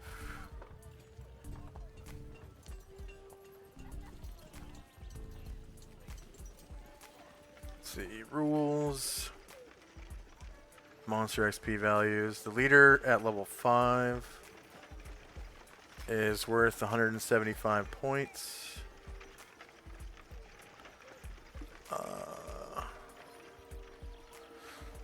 So, whoops. 1 press gang leader, 175 points. 3 player characters. And there's like 9 NPCs who gain XP. But do you want me to count the ones who are just chilling at the ramen shop or not? Yeah, everyone gains group XP at the same rate. Okay. And then, yeah, 1 guy was defeated. 1 leader was defeated, that is, and he was level 5. And there was like 8. I want to say 8 of them were warriors and bards, something like that.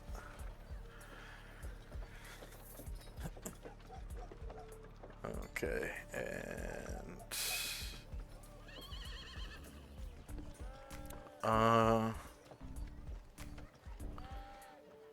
So regular press gang members.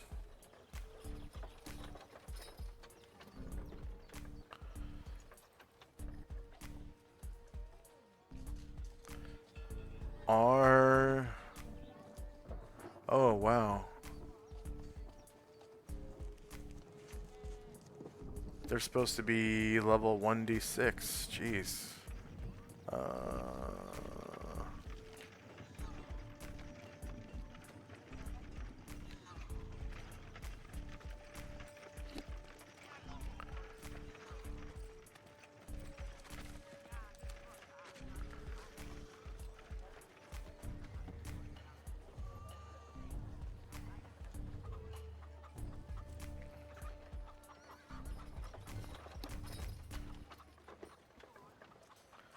Okay.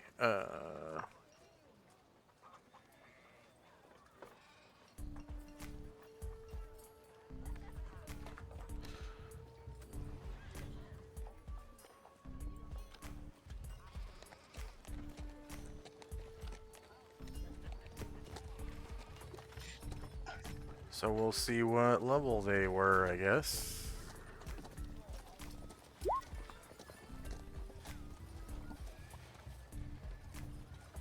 They were also level 5. Which they weren't, but I'm giving you XP for it anyways. And... I think I'm going to copy this and put it on the leader one.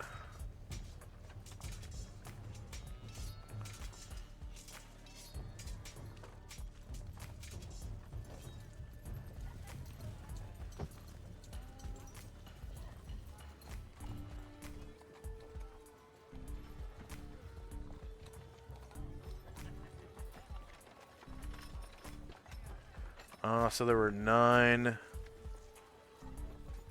press gang soldiers. Level 6 character. No. Is 270. Oh wait, no, I'm sorry. They were level 5, so they're the same amount as the other guy. 05.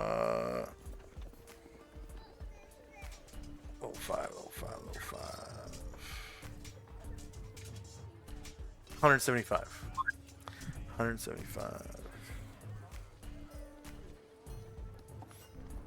3-player characters. 9 NPCs.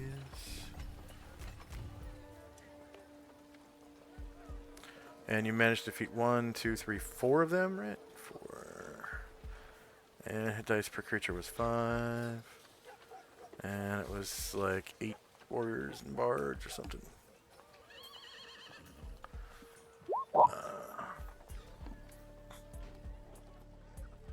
I think I got that all kinds of wrong, but it doesn't matter. It's like really small amounts of XP. I'm actually going to look on here, find group XP.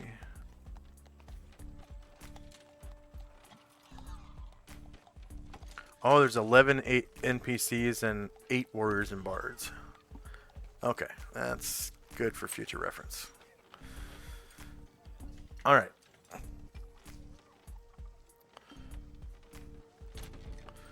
So that was Musashi. Prime Druid and Atar. Okay, first up is Tenzi and Company.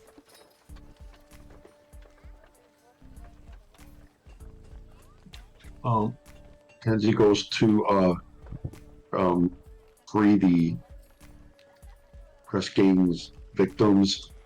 Said they were in irons or something. Yeah. They kind of threw the keys down as they left, surrendered and left or whatever. So as he frees up, he asks if they're headed to Mingdao.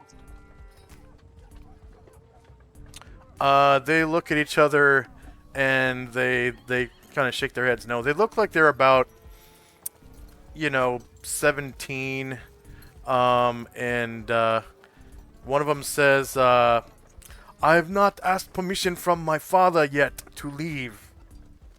And the other one says, "Me too."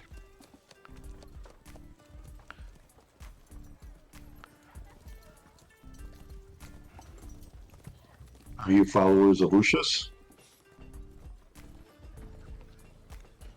I guess I'll give that about a 50%. /R D100. So 50% or lower, and they'll say yes. Yeah, they're both like, yes, of course. This is the holy city of Ushas. Then if you are given permission to go to Mingdao, seek out the monastery there if you wish to learn martial arts. The monastery of Ushas? Yes, I have founded one. And there you will be Oh. trained. Then that means you are High Master Tenzi.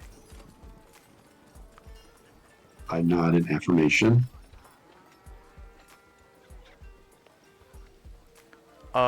They get a nervous look on their face and like they bow and kind of run away real quick, like, holy shit, it's him, type of thing.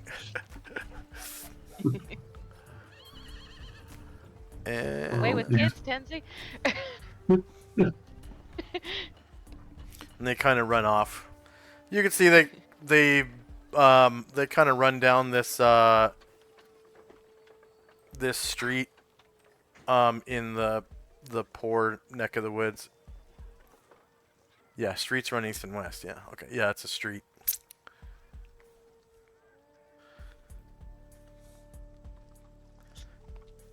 Well, it looks like I did my job, so that'll be it for me. They kind of disappear in an alley. Shandrak and company. Ryer will say to Musashi, "Hey, would you happen to know if there's any blacksmiths in town? I thought I might want to try to pick up a buckler shield while we're here."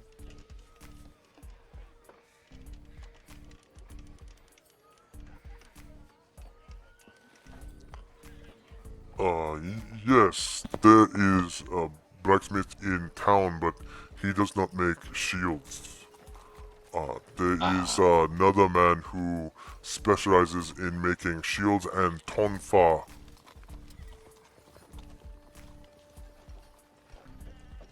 Is he in town, or? Yes, it's on the east side of the river. Do you know if he's able to do just a simple buckler shield? He should be able to. That is the most simple type of shield. He also said he makes was on- kote. Yes. Ah. He said he was on the river that we came up. That we were Yes, the on same the as the east ramen side. river? You'll have to cross the bridge.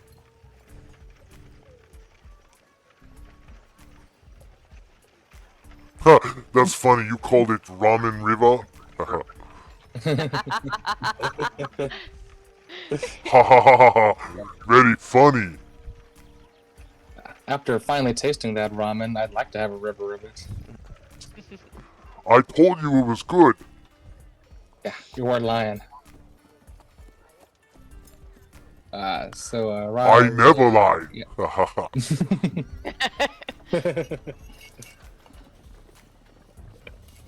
Soraya will say, "Okay, so let's go. I'd like to try to pick up one of those shields. So let's go to see this blacksmith. If nobody else has anything they'd like to do." I told you, blacksmith does not make shields. Oh no, but there's a shield maker though. Yes. Sounds good to me. And end of round. Jim's still casting Commune. And Asher and company. Will kind of tag behind Chandrak. Doesn't have any. She's not up to anything right now, so. It's like, do you think it's fine just to leave these guys here? Is there like a street cleaning situation, maybe? The dead guys. Oh, that's a good question. Let's see.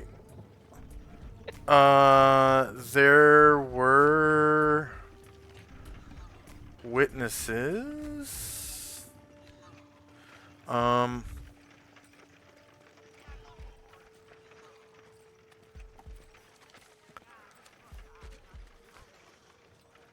Just around the corner as you slew the last of the press gang, there were some tradesmen kind of headed toward the park. Maybe with like their lunch wrapped up in rags or something. I swear these guys had it coming.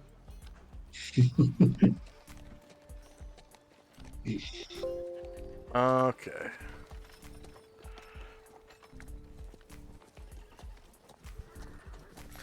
So they kind of look like they're, I don't know, maybe like stonemasons or something, and they kind of like saw everything, and they come over and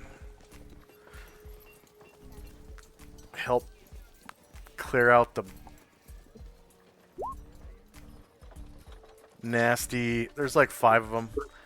They help clear out the nasty like entrails and stuff that's all over the. They're like, oh. Oh, thanks, guys. It's very kind of you. Decided, Yeah. random side. As they're gathering up the parts, Musashi kicks over the head of the guy. Don't forget this. Don't forget this. And yeah, they start kind of cleaning up the dead bodies and body parts and viscera and decapitated heads and chopped off arms and legs. If one of them looks like he's kind of like a natural leader or something, she'll give him a platinum piece and be like, "For your trouble." It's like 5 bald Japanese guys.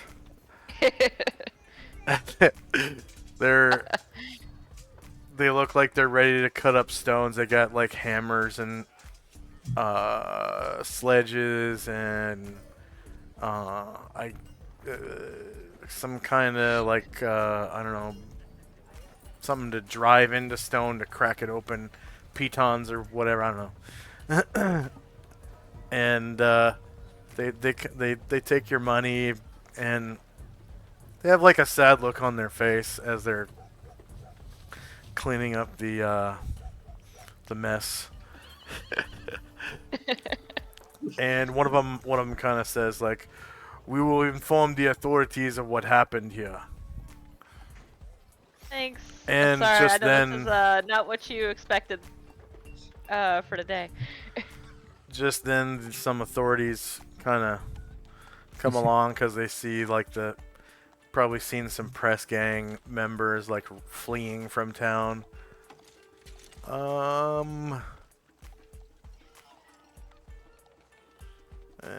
Samurai.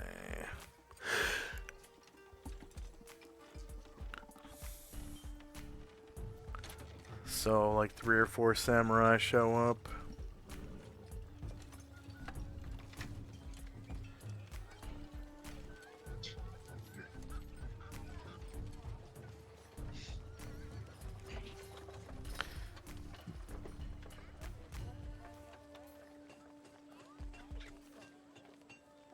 And this guy doesn't.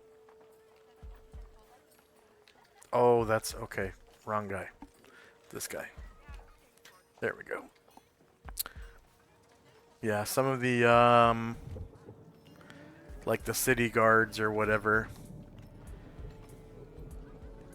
or the sorry, the retainers, the new retainers, the ones that didn't kill themselves. About 4 of them show up, and they're like, "What happened here?" And there's an explanation from the tradesmen.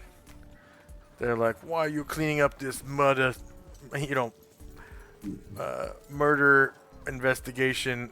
you know, they're like, so sorry, we were giving money to all, and then they look over and they're like, "Oh, well, that's okay, we know them." And the laborers kind of wipe sweat off their brows, like, oh, you know, almost lost their heads right there. All right, and so anything else for Asher and Company? That was good. I feel like I've done enough. All right, uh, Tenzi and Company. We'll start heading east towards the river. And I guess we'll get a look at the not as good side of town here as we go down the. And we'll just walk along. Stop there.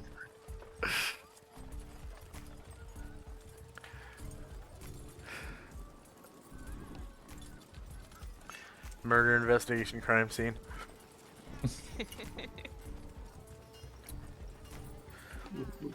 All right. So.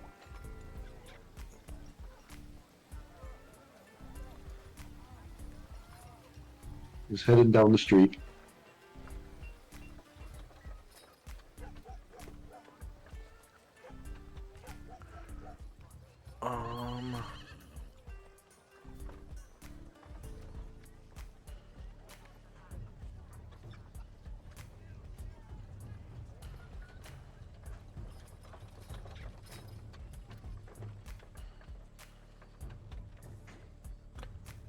All right.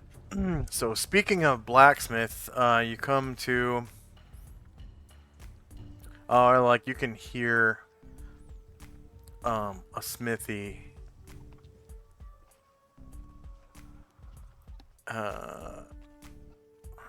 Probably craftsman. What was that?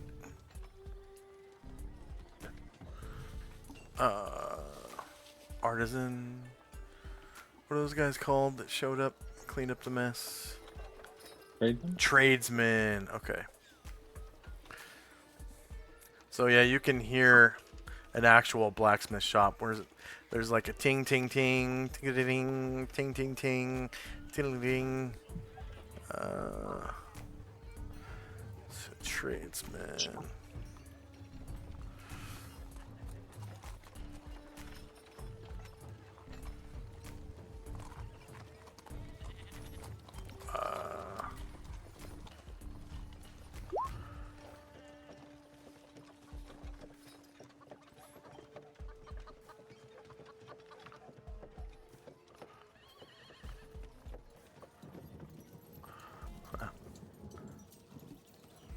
Anything else for Tenzi and Company?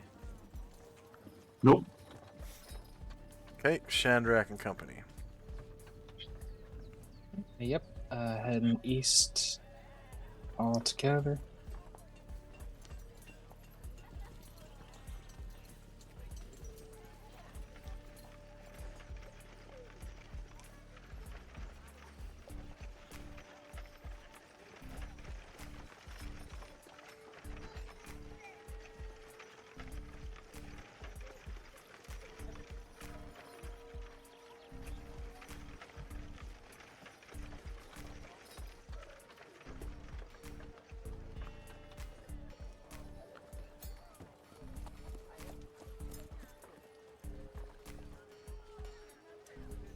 Oh, and yeah, we'll jog a little bit.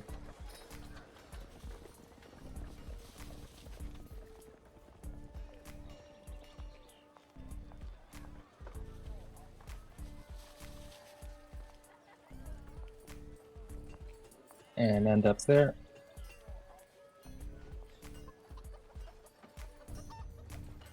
All right.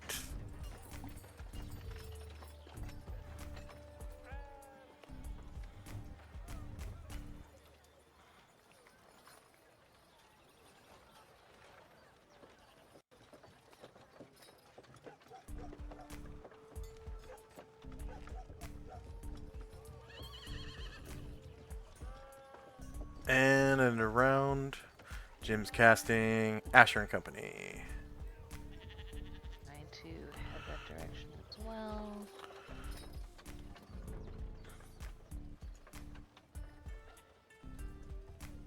Yeah, they're just moving. All right. Tenzi and Company. We're just gonna move as well, following Shandrak.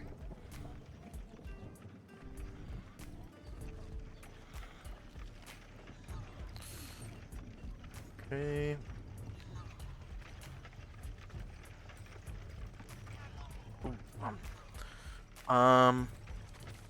So right about now is when we would have our second break.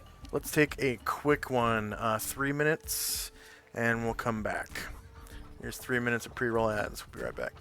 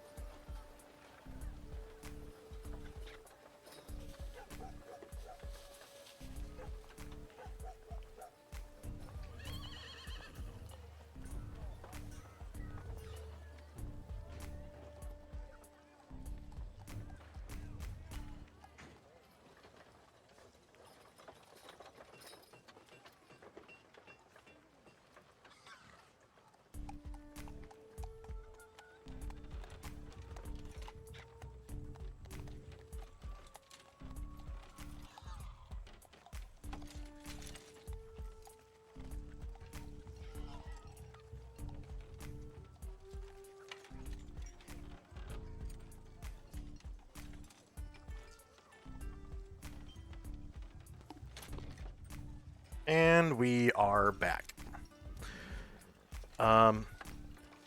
Anything else for Tenzi and Company? All right. Is Shandrak there? Yep. All right. All right. Continuing. Do a light jog eastward.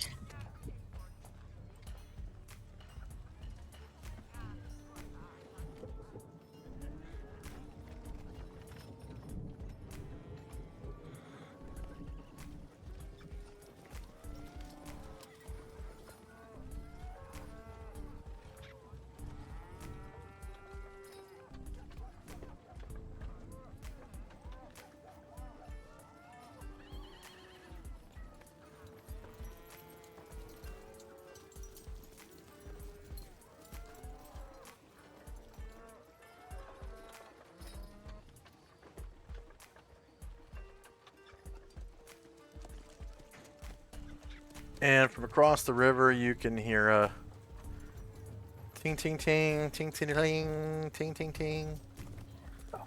Nice. Now head north and across the bridge.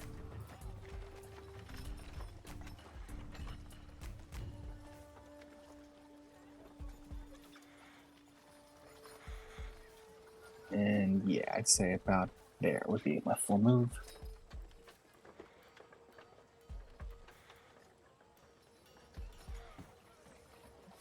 And you can hear in the ambience of the soundtrack as well. There's some clang, clang, clanging. And you can hear the ambience of the, people passing by, chickens in carts or whatever. People hawking wares, people talking to each other.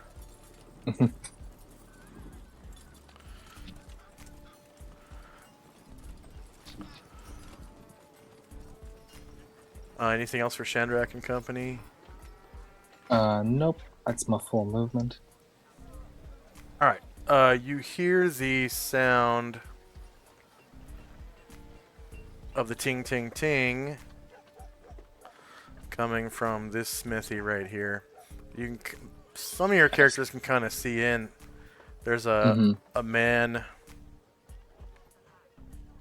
rather strong-looking man with this huge hammer. It's actually a maul, and he's beating Nice. down on something on the anvil, and it looks like he's beating a piece of iron into a flat iron plate, like this big chunk of iron. Shandrak will call out, hello, is this the shield maker? We're in need of a good shield. He says, "Shield? Oh, no. I am blacksmith Toyokiba Narusoji.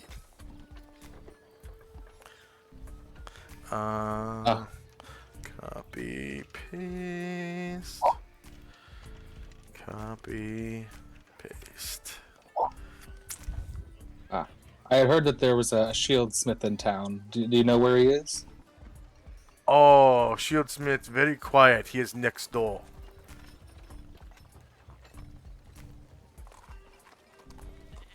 Thank you very much, sir. I'm the blacksmith. I make horseshoes, hinges, nails, things like that with my big hammer. That is an impressive hammer. And this guy easily has like 18 plus strength. He's so fucking huge.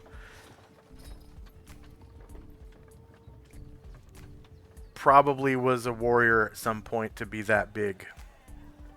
It's a good indicator. Most people don't really get as yoked as this guy is unless they're a warrior of some kind.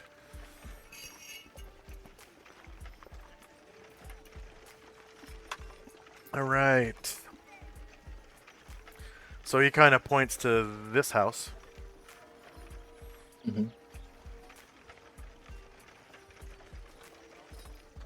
I swore I just put windows. Wow. Were they disappearing or something?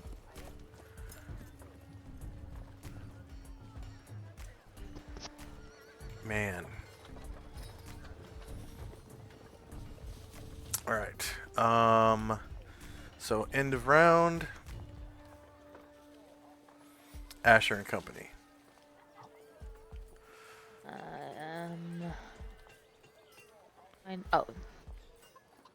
Finding my characters real quick.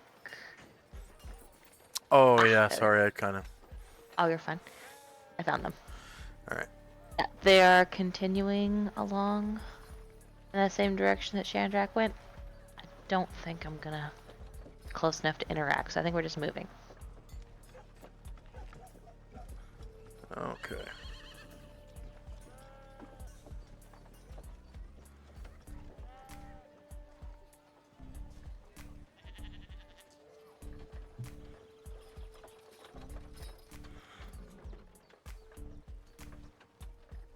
And Tenzi and company. just taking a nice stroll through town, and we'll just walk. And we'll just get a little bit in front of Asher, and that'll be it for us.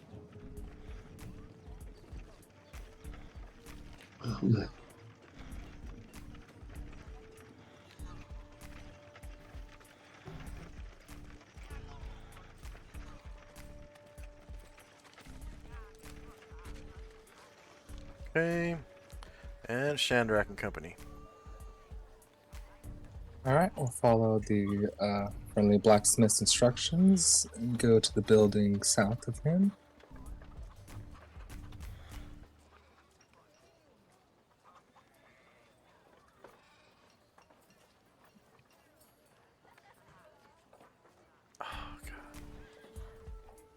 And Shandrak will knock on the door.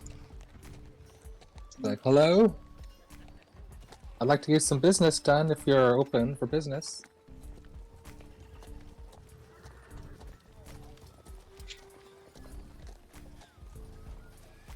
Is this a shieldsmith?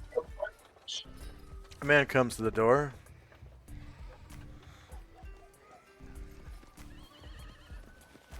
And it looks like this.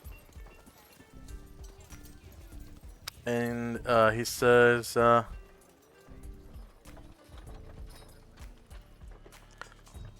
yes, I am Kageyuro Uzuno, a shieldsmith extraordinaire. Please come into my smithy.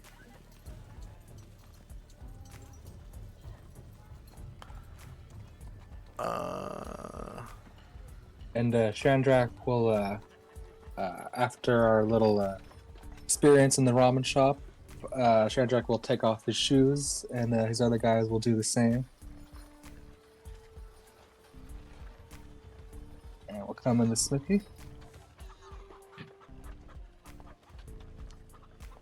What can I do for you? And Ryer speaks up and says, I'd like just a buckler shield, if you have that. And you can see around the shop there are like heaters and bucklers. Why does everything have to have a white background?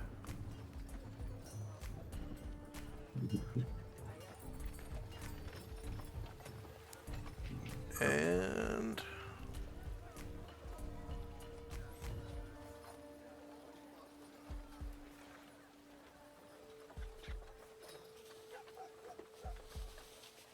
you can see also that he makes kote. There's no picture for that. I'm not gonna be able. And yeah, he kind of brings you over to this selection of different bucklers on the south wall.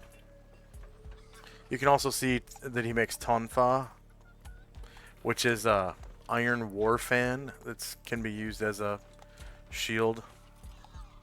Mm-hmm. And there are several different styles of buckler that he makes.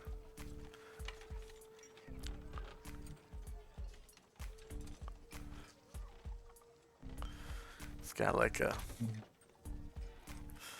Captain Panoplia. Got this old kind of Greco-Roman looking thing. And then kind of like a, I don't know, Viking looking buckler. Yeah, Ryer will go to the kind of darker brown one. I'll say, this looks like a fine buckler to me. And he says, "Oh, good, yes. Same price as in Press Handbook." Wonderful. And Ryer will just fish out a gold piece and give it to him.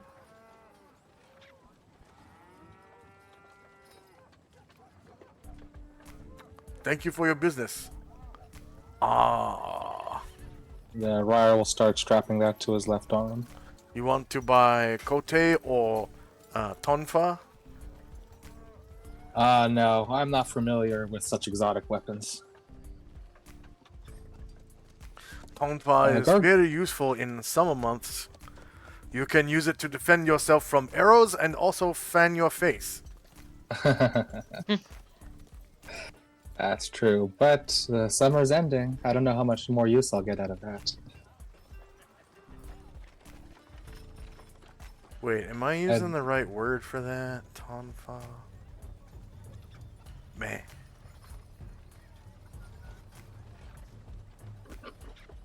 No, I'm not. It's not. Okay, what's a war fan?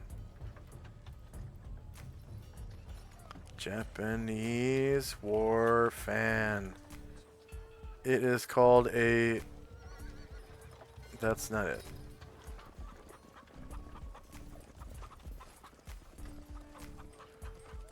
Gunsen. Not Tonfa. Gunsen. Yeah. Oh, gunbai. Well, a gunsen is a folding fan used by the average warrior to cool themselves off. They were made of wood, bronze, brass, or similar metal for the inner spokes, and often used thin iron or other metals for the outer spokes or cover, making them lightweight but strong. Warriors would hang their fans from a variety of places, most typically on the belt or the breastplate, though the latter often impeded the use of a sword or a bow. It's the gunbai. Yeah. Gunbai were large, solid, open fans that could be solid iron, metal with wooden core, or solid wood, which were carried by high-ranking officers. They were used to ward off arrows as a sunshade and to signal to troops.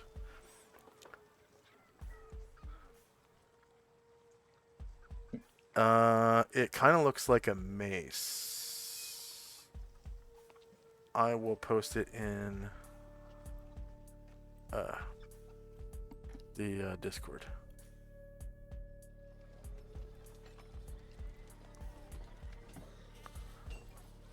Looks like a flange mace with two flanges. Only two flanges. But it's a shield, and you can use it as a fan too. That. In Yeah. D&D though, they don't call it a gunbai. It's just a gunsen. Mm-hmm. Gunsen. I'd also like to. Gargamon would like to look at these shields. Is Gargamon able to slap on one of these bucklers? Yeah. He can use a shield of any size. I think medium and larger can use shields of any size. There's Okay, cool. no such thing as like a gargantuan shield, though. Body shield is as big as it gets. You know, large shield. Yeah. Gargamon will take a look at this, the more silverish gray shield, and say, "I like this one," and he'll pull out a gold piece. Okay, so they've... Yeah. That one. Gotcha. And it's a regular buckler. You know, they're like a foot across, and they strap right onto your forearm. There's like two straps. One that goes around the wrist, and one that goes pretty much where the elbow joint is. And yeah, it's like a archer's shield, basically. Archers were mainly the ones that used bucklers so that they could shoot arrows while wearing the buckler. And of course, they didn't get the AC bonus from it while shooting with their bow.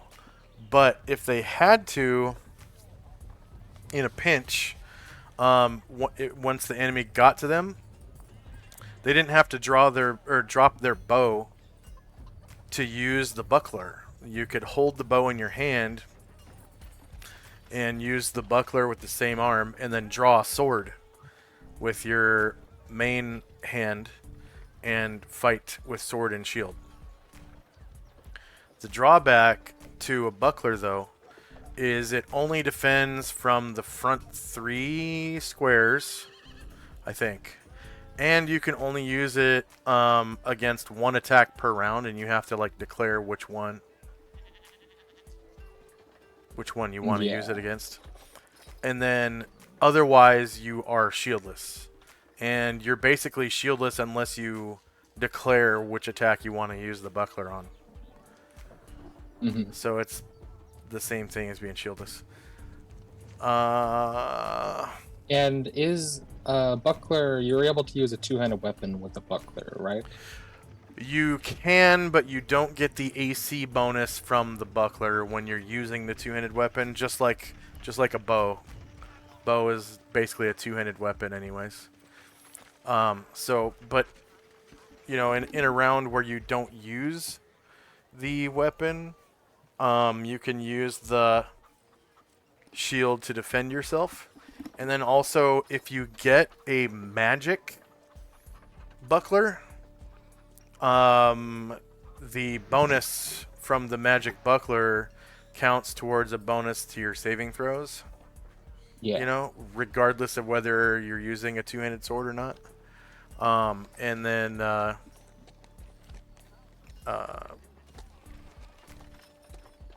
when you're defending yourself with the buckler, i.e. not using a two-handed weapon, you get the magic bonus from the shield to your AC. And I keep losing animations from a whole bunch of these tokens.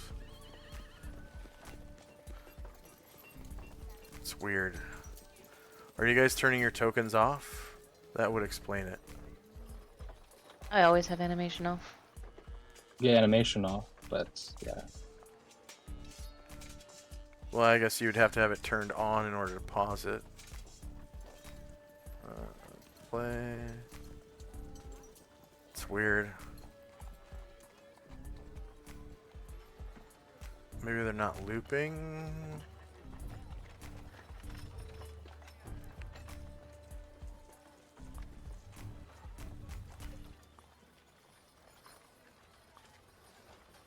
They're just not working. It's weird. Okay. Anything else from Shandrak and Company? Nope. We'll just thank the man for his patronage and start to head back out. All right. End of round. First up is Asher and Company.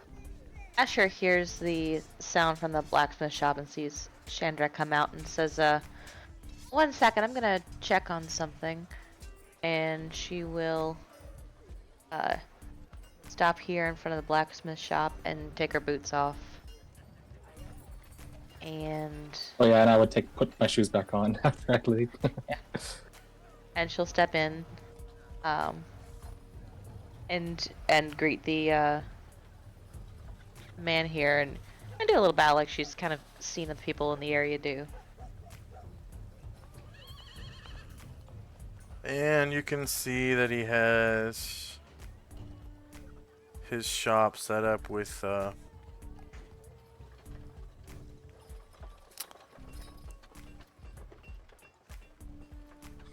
I need to switch over to tokens, not everything.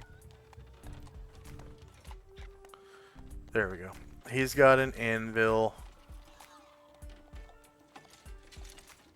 next to his fire. And he's like pinging away. And he's got horseshoes and nails all over his shop and hinges and stuff. Asher comes over and says, hey, I'm Asher. Good to meet you. He says, he bows to you and says, hello, I am Toyokiba Norusoji. I am the blacksmith here. Oh, it's wonderful to meet you. Looks like you're doing good work. I want to show you something and ask a question.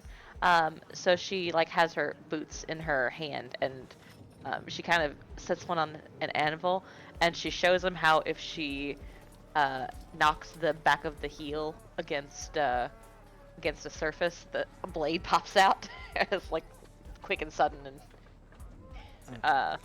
she says, that is right? kick slasher. Haha. Yes, I've had them for a while, but I'm starting to kind of come across enemies that are not really put off by this kind of metal, but sometimes they don't like silver. And I've been thinking about maybe replacing these blades with silver ones. Is that possible? Probably, but you would have to find someone who works with silver. I am blacksmith. I work with iron. Oh, okay. You want a Well, I'll keep looking silversmith? then. Silversmith. Yes, Sounds silversmiths. very fancy. All right then. Thanks. And she'll walk out and put her boots back on outside the door. And while they're waiting, Baron will turn around and look at Brian Druid, who is looking pretty fucked up, and kind of sigh, and he'll do a healing spell on him. Okay.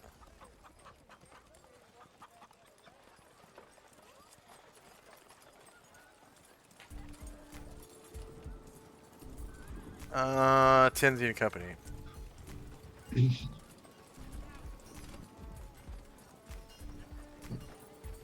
We're just going to actually stand on the bridge and watch the river flow. Take a moment of peace amidst our normal, more violent endeavors. All right.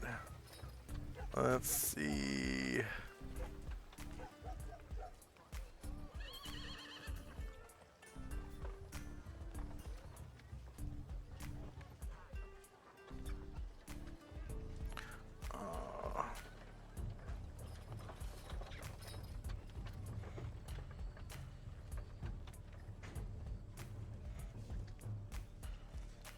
And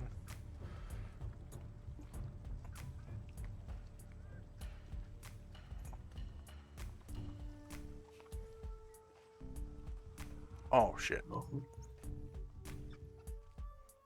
We've been teleported. The grass is taking over. This is a growth spell.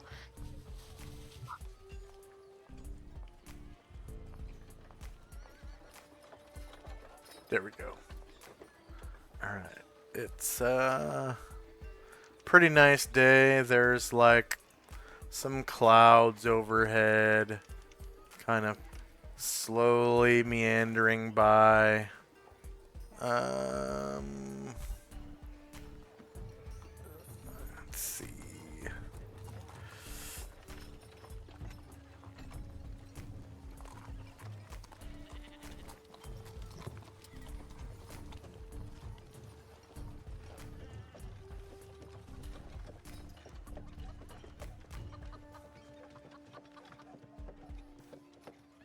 There we go. That's what I'm talking about.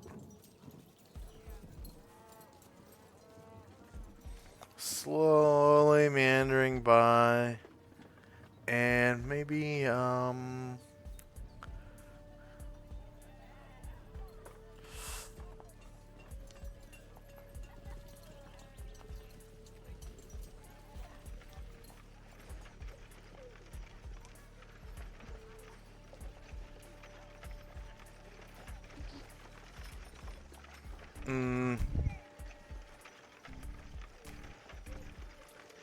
swarm of butterflies right there.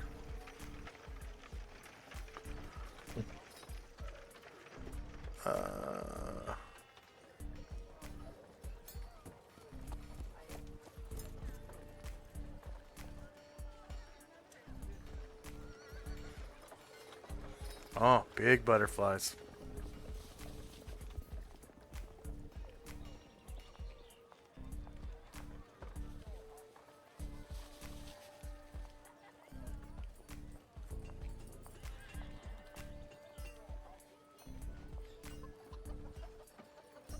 So I put those on the map layer because there's no weather layer yet.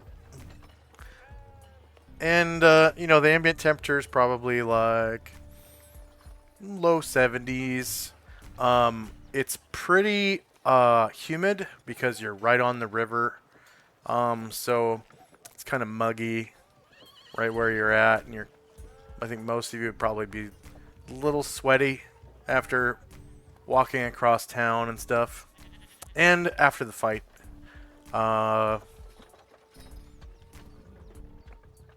And that's about it. Anything else for Tenzi and Company? Yep. All right, Shandrak. Sorry, I was futzing with the animated graphics, and then of course, like, my computer started acting weird, so I had to restart roll 20. But Oh, Shandrak will just say, "All right, should we just head over to where Jim is? I guess." Yeah, I think he said he was going to the tavern. Or well, we know that in a couple places there are rooms across the river. I guess we can just look around and see where they're at. All right, sure. Let's go see if he managed to find out anything useful.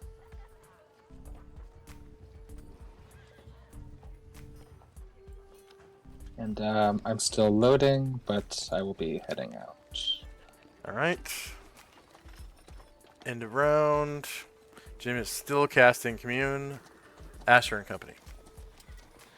Yeah, so they will head across the river, like we talked about, and kind of look in doors of the shops until they see Karen Glorum Bombosa at the ramen shop.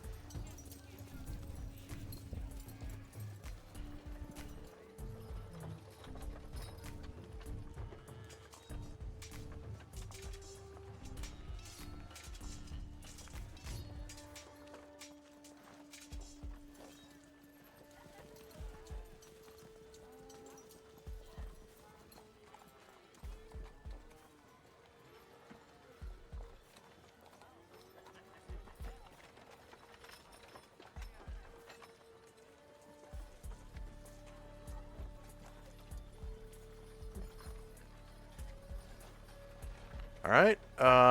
Tenzi and Company.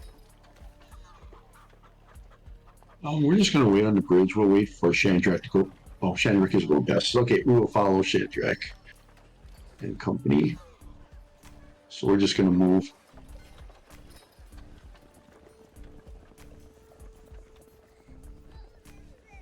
One, 2, 3, 4, 5, 6, 7, 8, 9.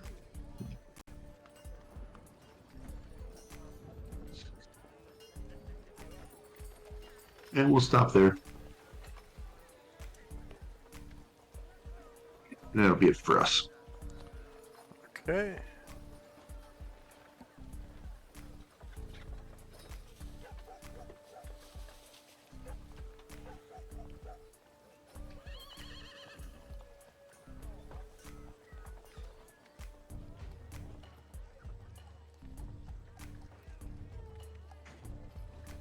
Oh, okay. Yep.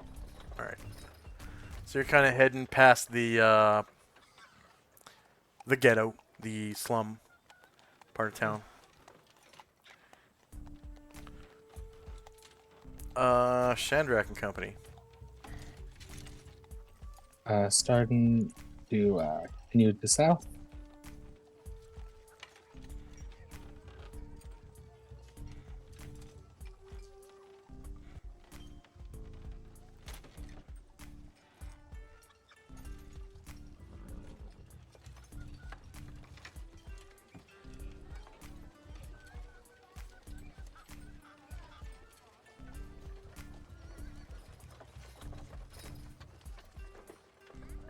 I think Gargamond is stuck in this building. Can you nudge him out? He's actually stuck on a window that I just placed. Ah. So he should be unstuck now. Thank you. Don't be taking pies off windows.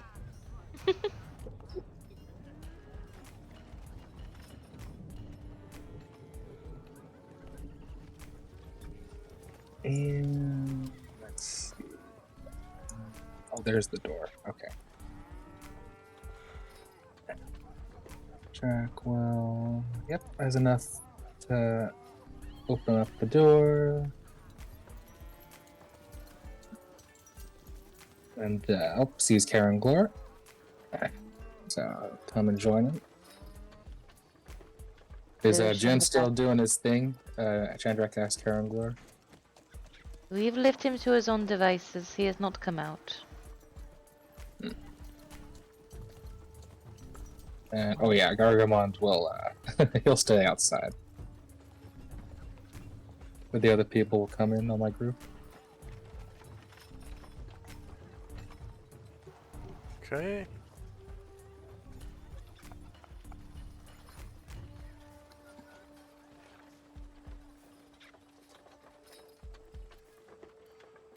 And end of round. 2 rounds more to cast Commune. Asher and Company. So they will also come in, start taking places. Darren, when he kind of sees that everyone's settling in, tells Brian Druid, stay here with me. Need more attention. And Brian Druid's like, oh, thank you. And Asher's gonna come in, and she asks pretty much the same thing Chandrak. She says, where's Jim? And they point to the room, and Karen Glor says, he has not come out. I presume he is still communing with his goddess. And Asher kind of walks that way, and peeks in the door and sees Jim, praying and muttering, and quietly backs away. Sweating Says, blood. Yeah, ooh. And says, yeah, he seems to be going through it. We should leave him be. Actually, she'll close the door behind her. She's like, oh, it seems... Yeah. She's It's like, a Jesus miracle. we should leave him alone. That'll be it. Okay. Tenzi and Company. Just heading down the street. Hmm.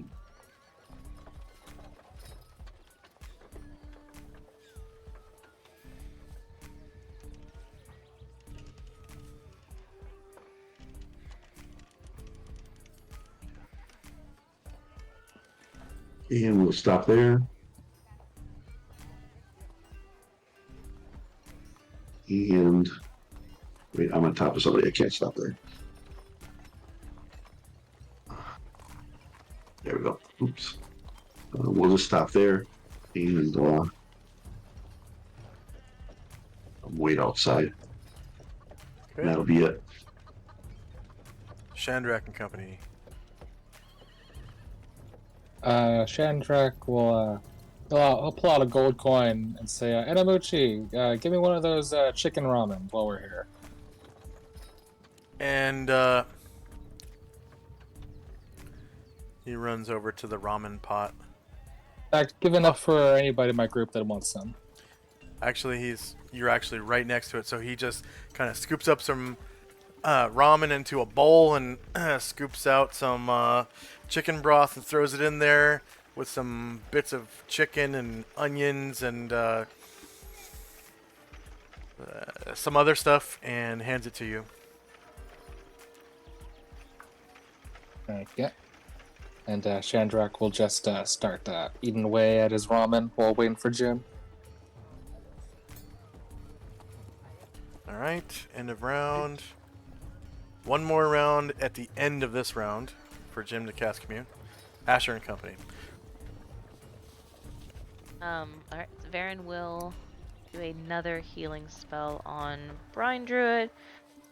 Jimming's continuing to pray, and Asher's kind of bounce him from one foot to another. Not a good waiter is Asher. but yeah, they're just waiting. Alright. Tenzi and Company. And we're just going to stay outside, enjoy the nice day, the peaceful river flowing by.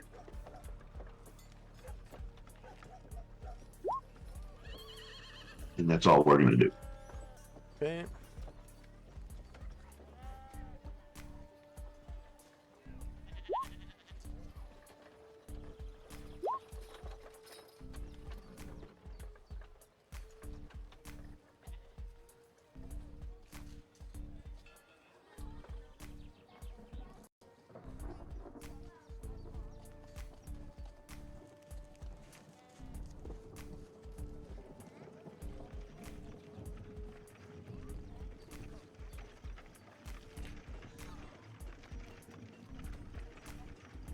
It's another butterfly swarm.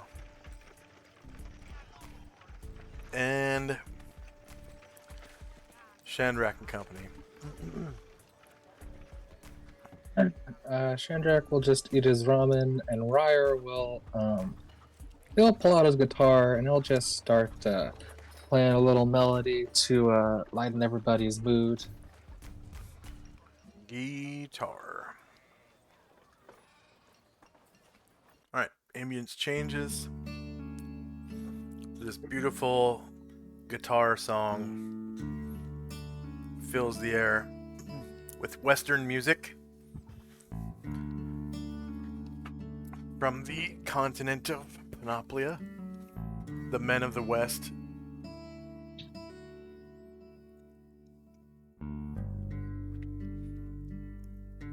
And Ryer plays beautifully. End of round. Jim will finish casting Commune at the end of this round. This is round 0. Okay, Asher and Company. Another healing spell from Varen, and just continuing to wait. Alright. Tenzi and Company.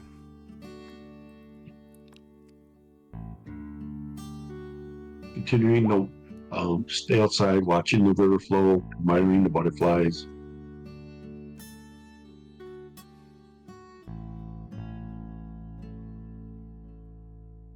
A bee joins them. Oh no! And it's another giant bee. No, just a regular sized bee. Although it does look giant from here.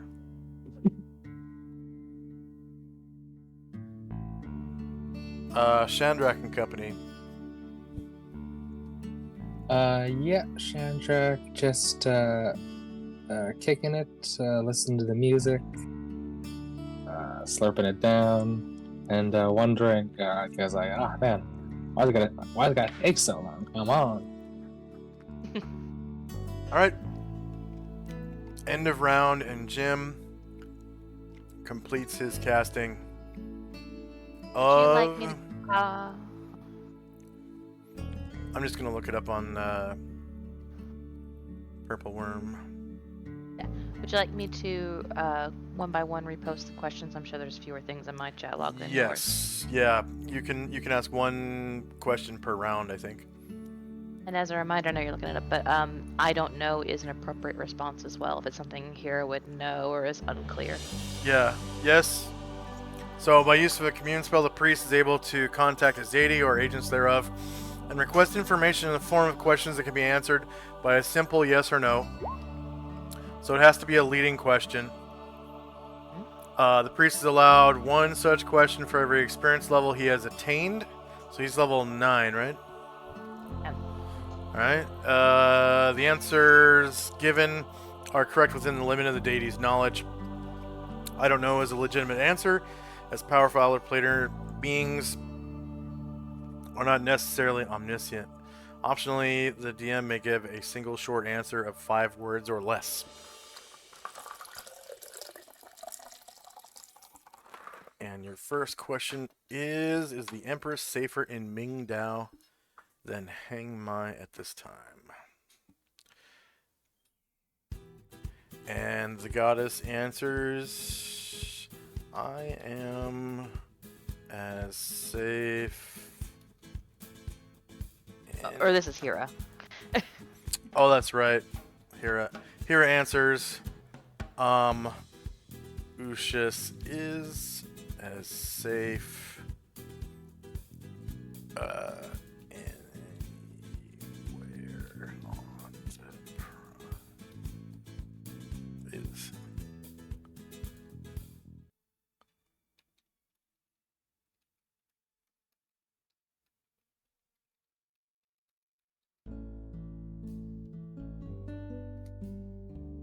So Ushis is as safe as can be anywhere on the Prime.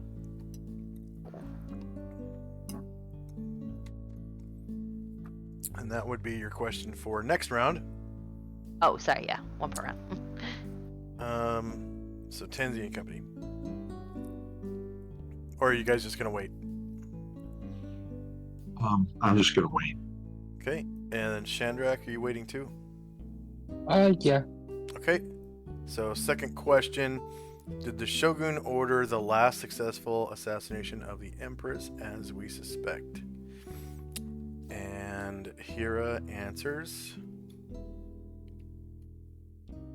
yes. To the next round.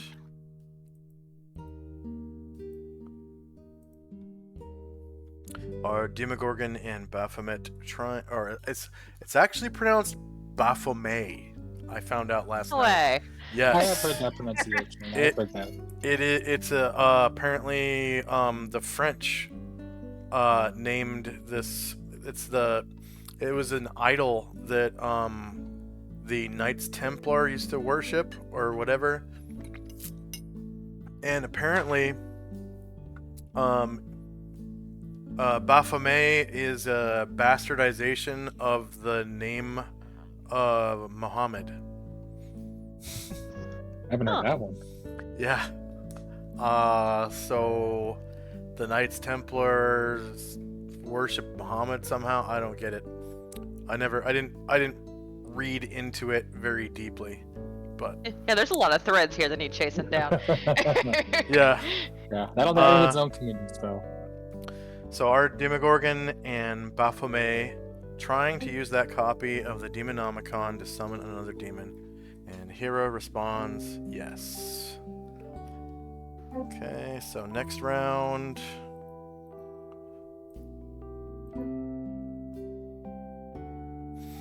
Is there a Demonomicon in the Swamp Temple of Baphomet? Yes. And next round.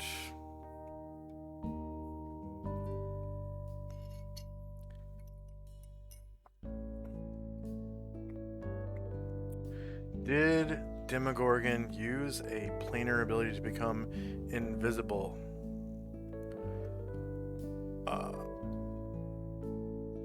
Yes, but no.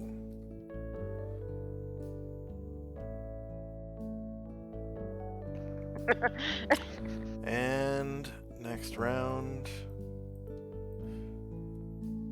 Did Demogorgon use an illusion phantasm to become invisible? No. And next round.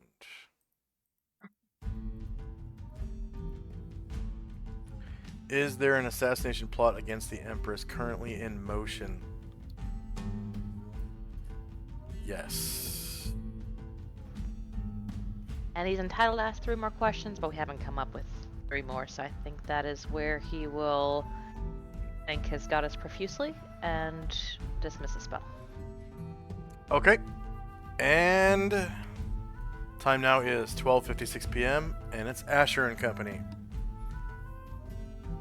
Aaron does another healing spell on Brian Druid, and Jim stumbles out of the room.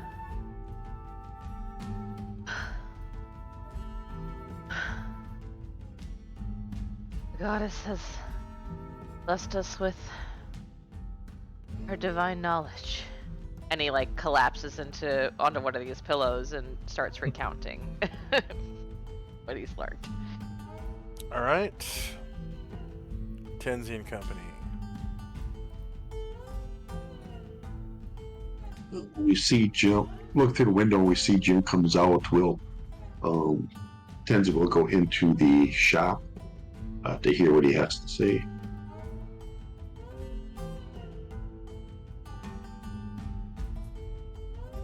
You said into the shop? Yeah, wasn't he in this ramen shop? Oh, okay.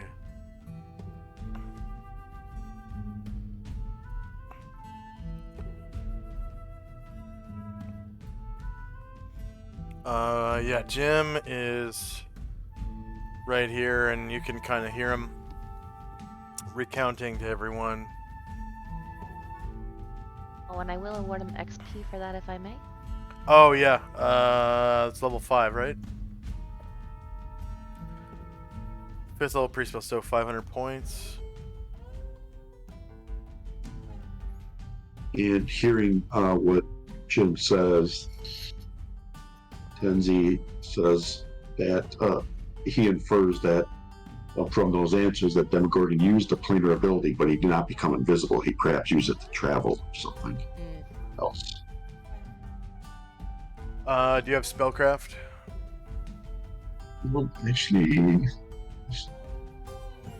Anyone overhearing that can use spellcraft?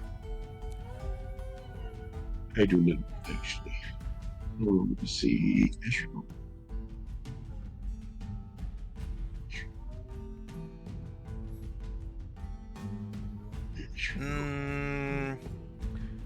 Shandrak knows that priests are able to use a lot of planar magic, but him not being part priest doesn't really know which spell specifically would do that. So, Asriel can become ethereal. Would that be? Would he know that since he can use it? Would that be perhaps a type of spell that the Demogorgon used? Yeah. He uses priest spells, right? Yes, he does. Yeah. So he knows that etherealness would appear to be the same as invisibility. And etherealness it places you into the border ethereal, which is you've seen Lord of the Rings, right? The Lord of the Rings trilogy. Yep.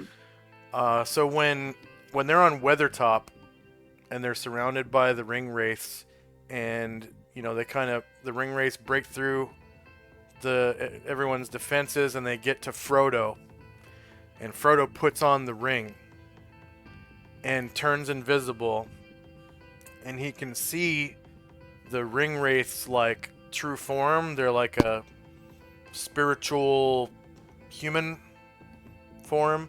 He's on the border ethereal at that moment, and everything around him was all kind of, like not really super solid. Like everything was kind of like a misty. All the matter was like a solid mist type of thing. Everything was all wavy and weird, and he could see really far and stuff like that. That's what it's like being on the border ethereal. Your body isn't physical anymore. Like you're in sort of like a spirit world type of thing, and you can do things you wouldn't normally be able to do. Like you can fit through cracks and holes and stuff, as long as there is space big enough for like a keyhole, you can pass through it. And your movement rate while you're on the border ethereal is doubled, but it doesn't give you any additional movement modes. Like if you don't normally fly, you wouldn't be able to go into the border ethereal and fly around. You still walk on the ground, but you move twice as fast. And you can fit through small holes and stuff. And you appear to be invisible to the rest of the world. And the only thing that can affect you from the real world is things that cause petrification. So like a petrification spell or a wand of petrification or something like that.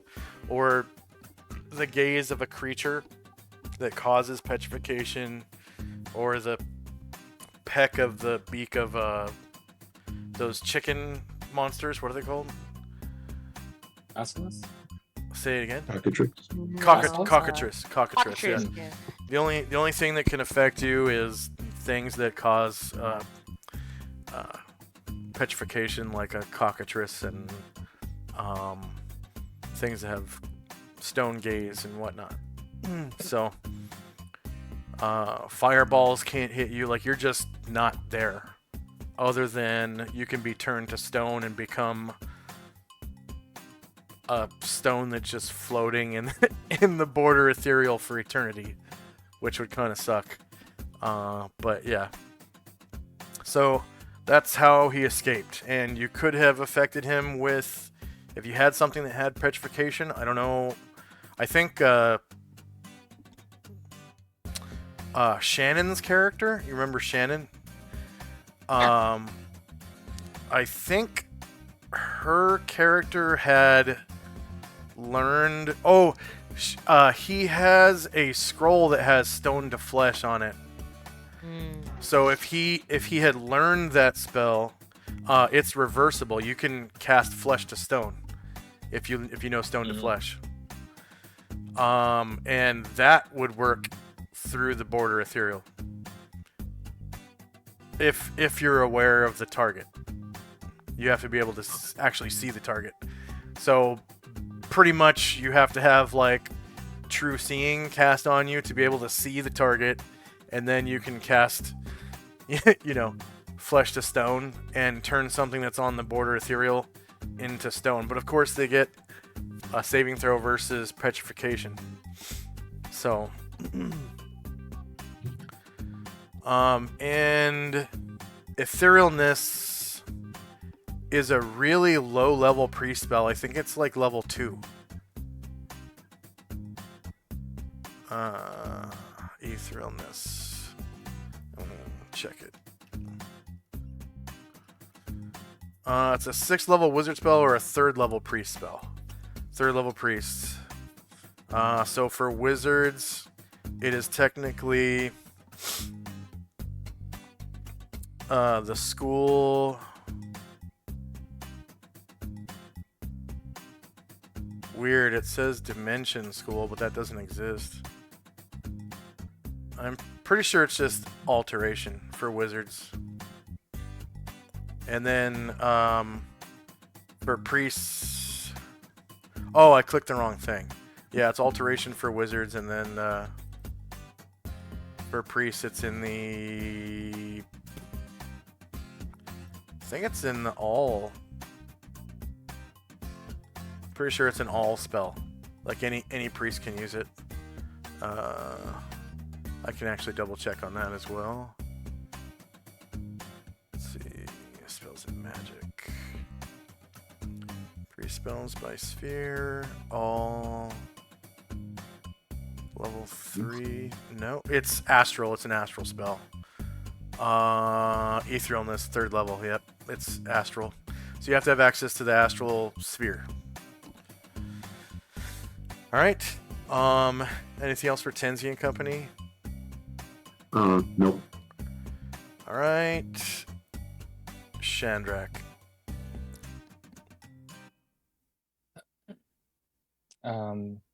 Yeah. After kind of pondering all of this with everybody, Shandrak thinks like, yeah. Unfortunately, I don't think I'm not equipped. I'm definitely not equipped right now to turn anything into stone. But that's good that we got a good idea what his trick might have been.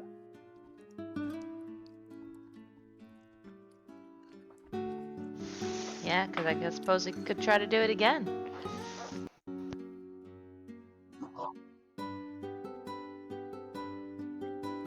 And it's a relatively low level spell. Level 3.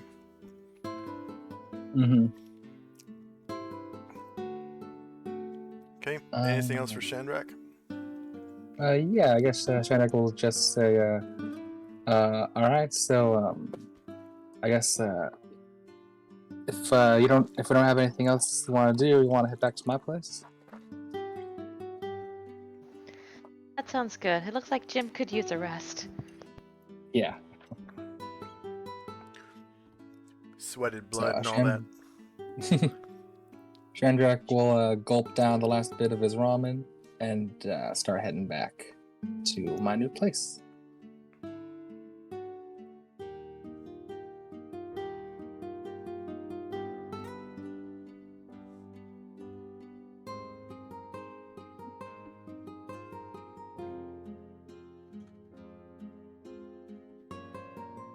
Right. End of round. And I'll delete cast and commune. Asher and Company. I think that's all I want to accomplish except using the rest of my party's healing spells for the day. So yeah, I guess we'll just head to Chandrax and wait till morning. Alright. Tenzi and Company. Same. Same. Head to- Okay. Same. I'm going to Chandrax. Okay. And Chandrak and Company. Continuing westward to my estate. Okay. You can go ahead and fast forward there. And I will roll counters.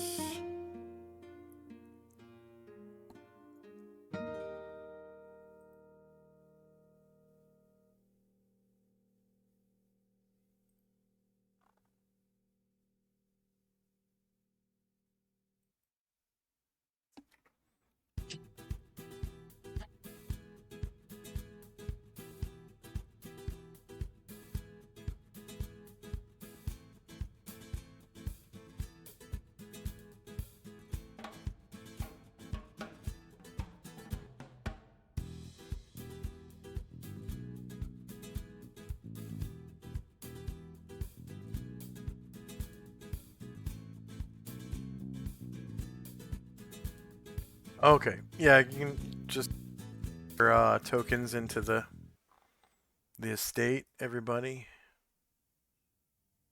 I will unlock and open the door for you. And of course, all these dudes are gone by then.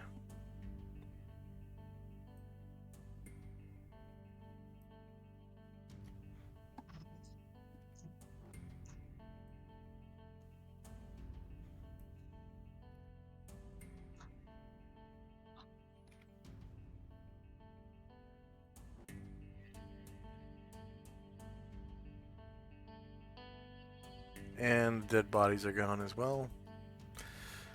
All the press gang guys are gone.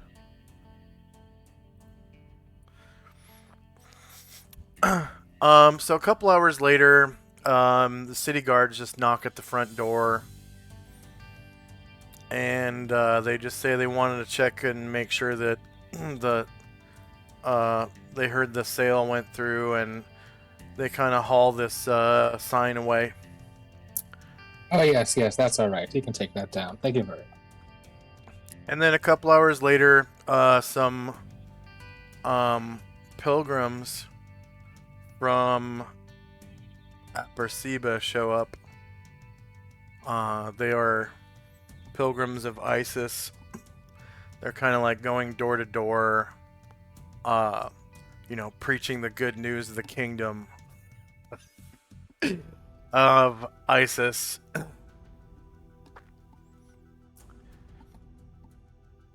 And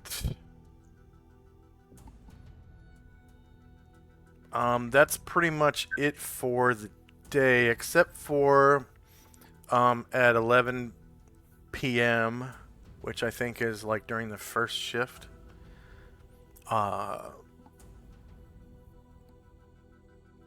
Some mercenaries appear at the gate, knocking at the door. So I will. Did everyone make it to the gate, or make it into the estate? I got Asher stuck in a wall here. Okay. Actually, I got a lot of people stuck in a wall, but Asher's the only one that I can't just delete and redrop. Yeah. Thank you. And it looks like Bombosa too.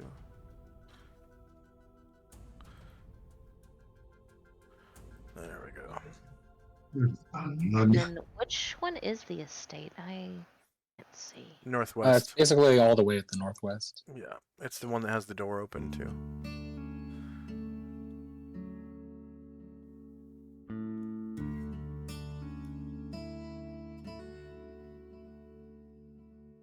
Fuck. Oh, what happened?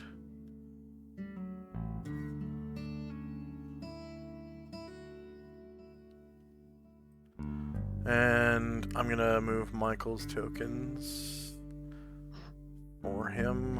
I think I got to the estate, but now I'm having some issues. I'm just putting your guys inside. They were still at the ramen restaurant. Or at least on my end they were.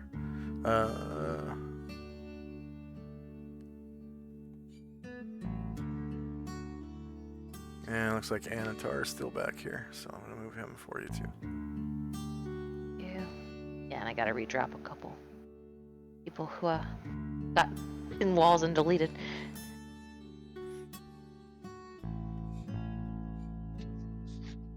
And is that everybody? 1 minute. Gonna redrop Ryan, Druid, and Varen. Alright, so I'm just gonna... You'd probably have this door shut, right? And locked? Yeah. Alright. So... Yeah, 11 p.m.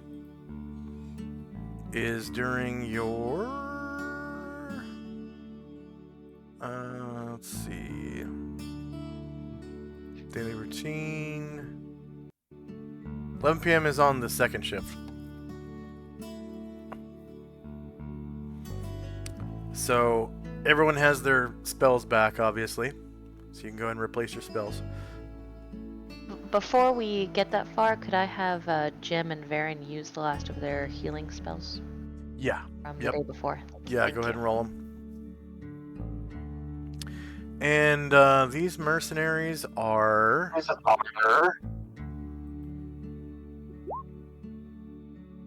Da-da-da-da. Masterless Samurai. Also known as Ronin.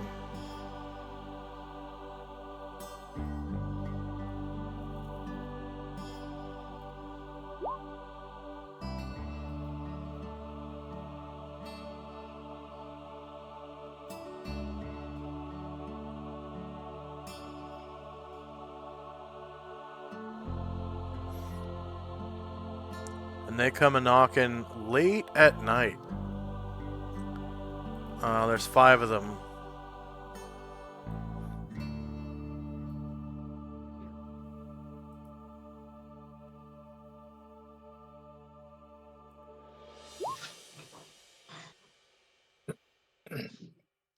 So there's Chandra. one Yeah. that looks like this. One that looks a lot like the way Asher is dressed.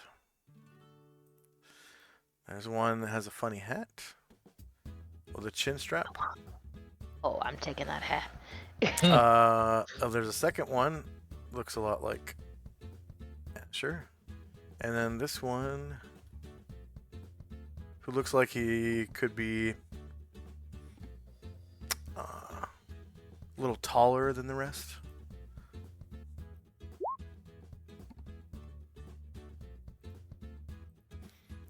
And go ahead and roll for base size, if you could, please. Base size initiative. And Everybody, or just who's on watch? I thought all 3 PCs would be awake at this time, because all 3 PCs are participating in the nap, right? Yeah.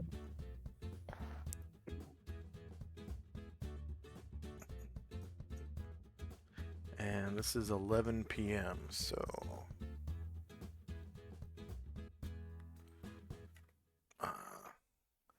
11...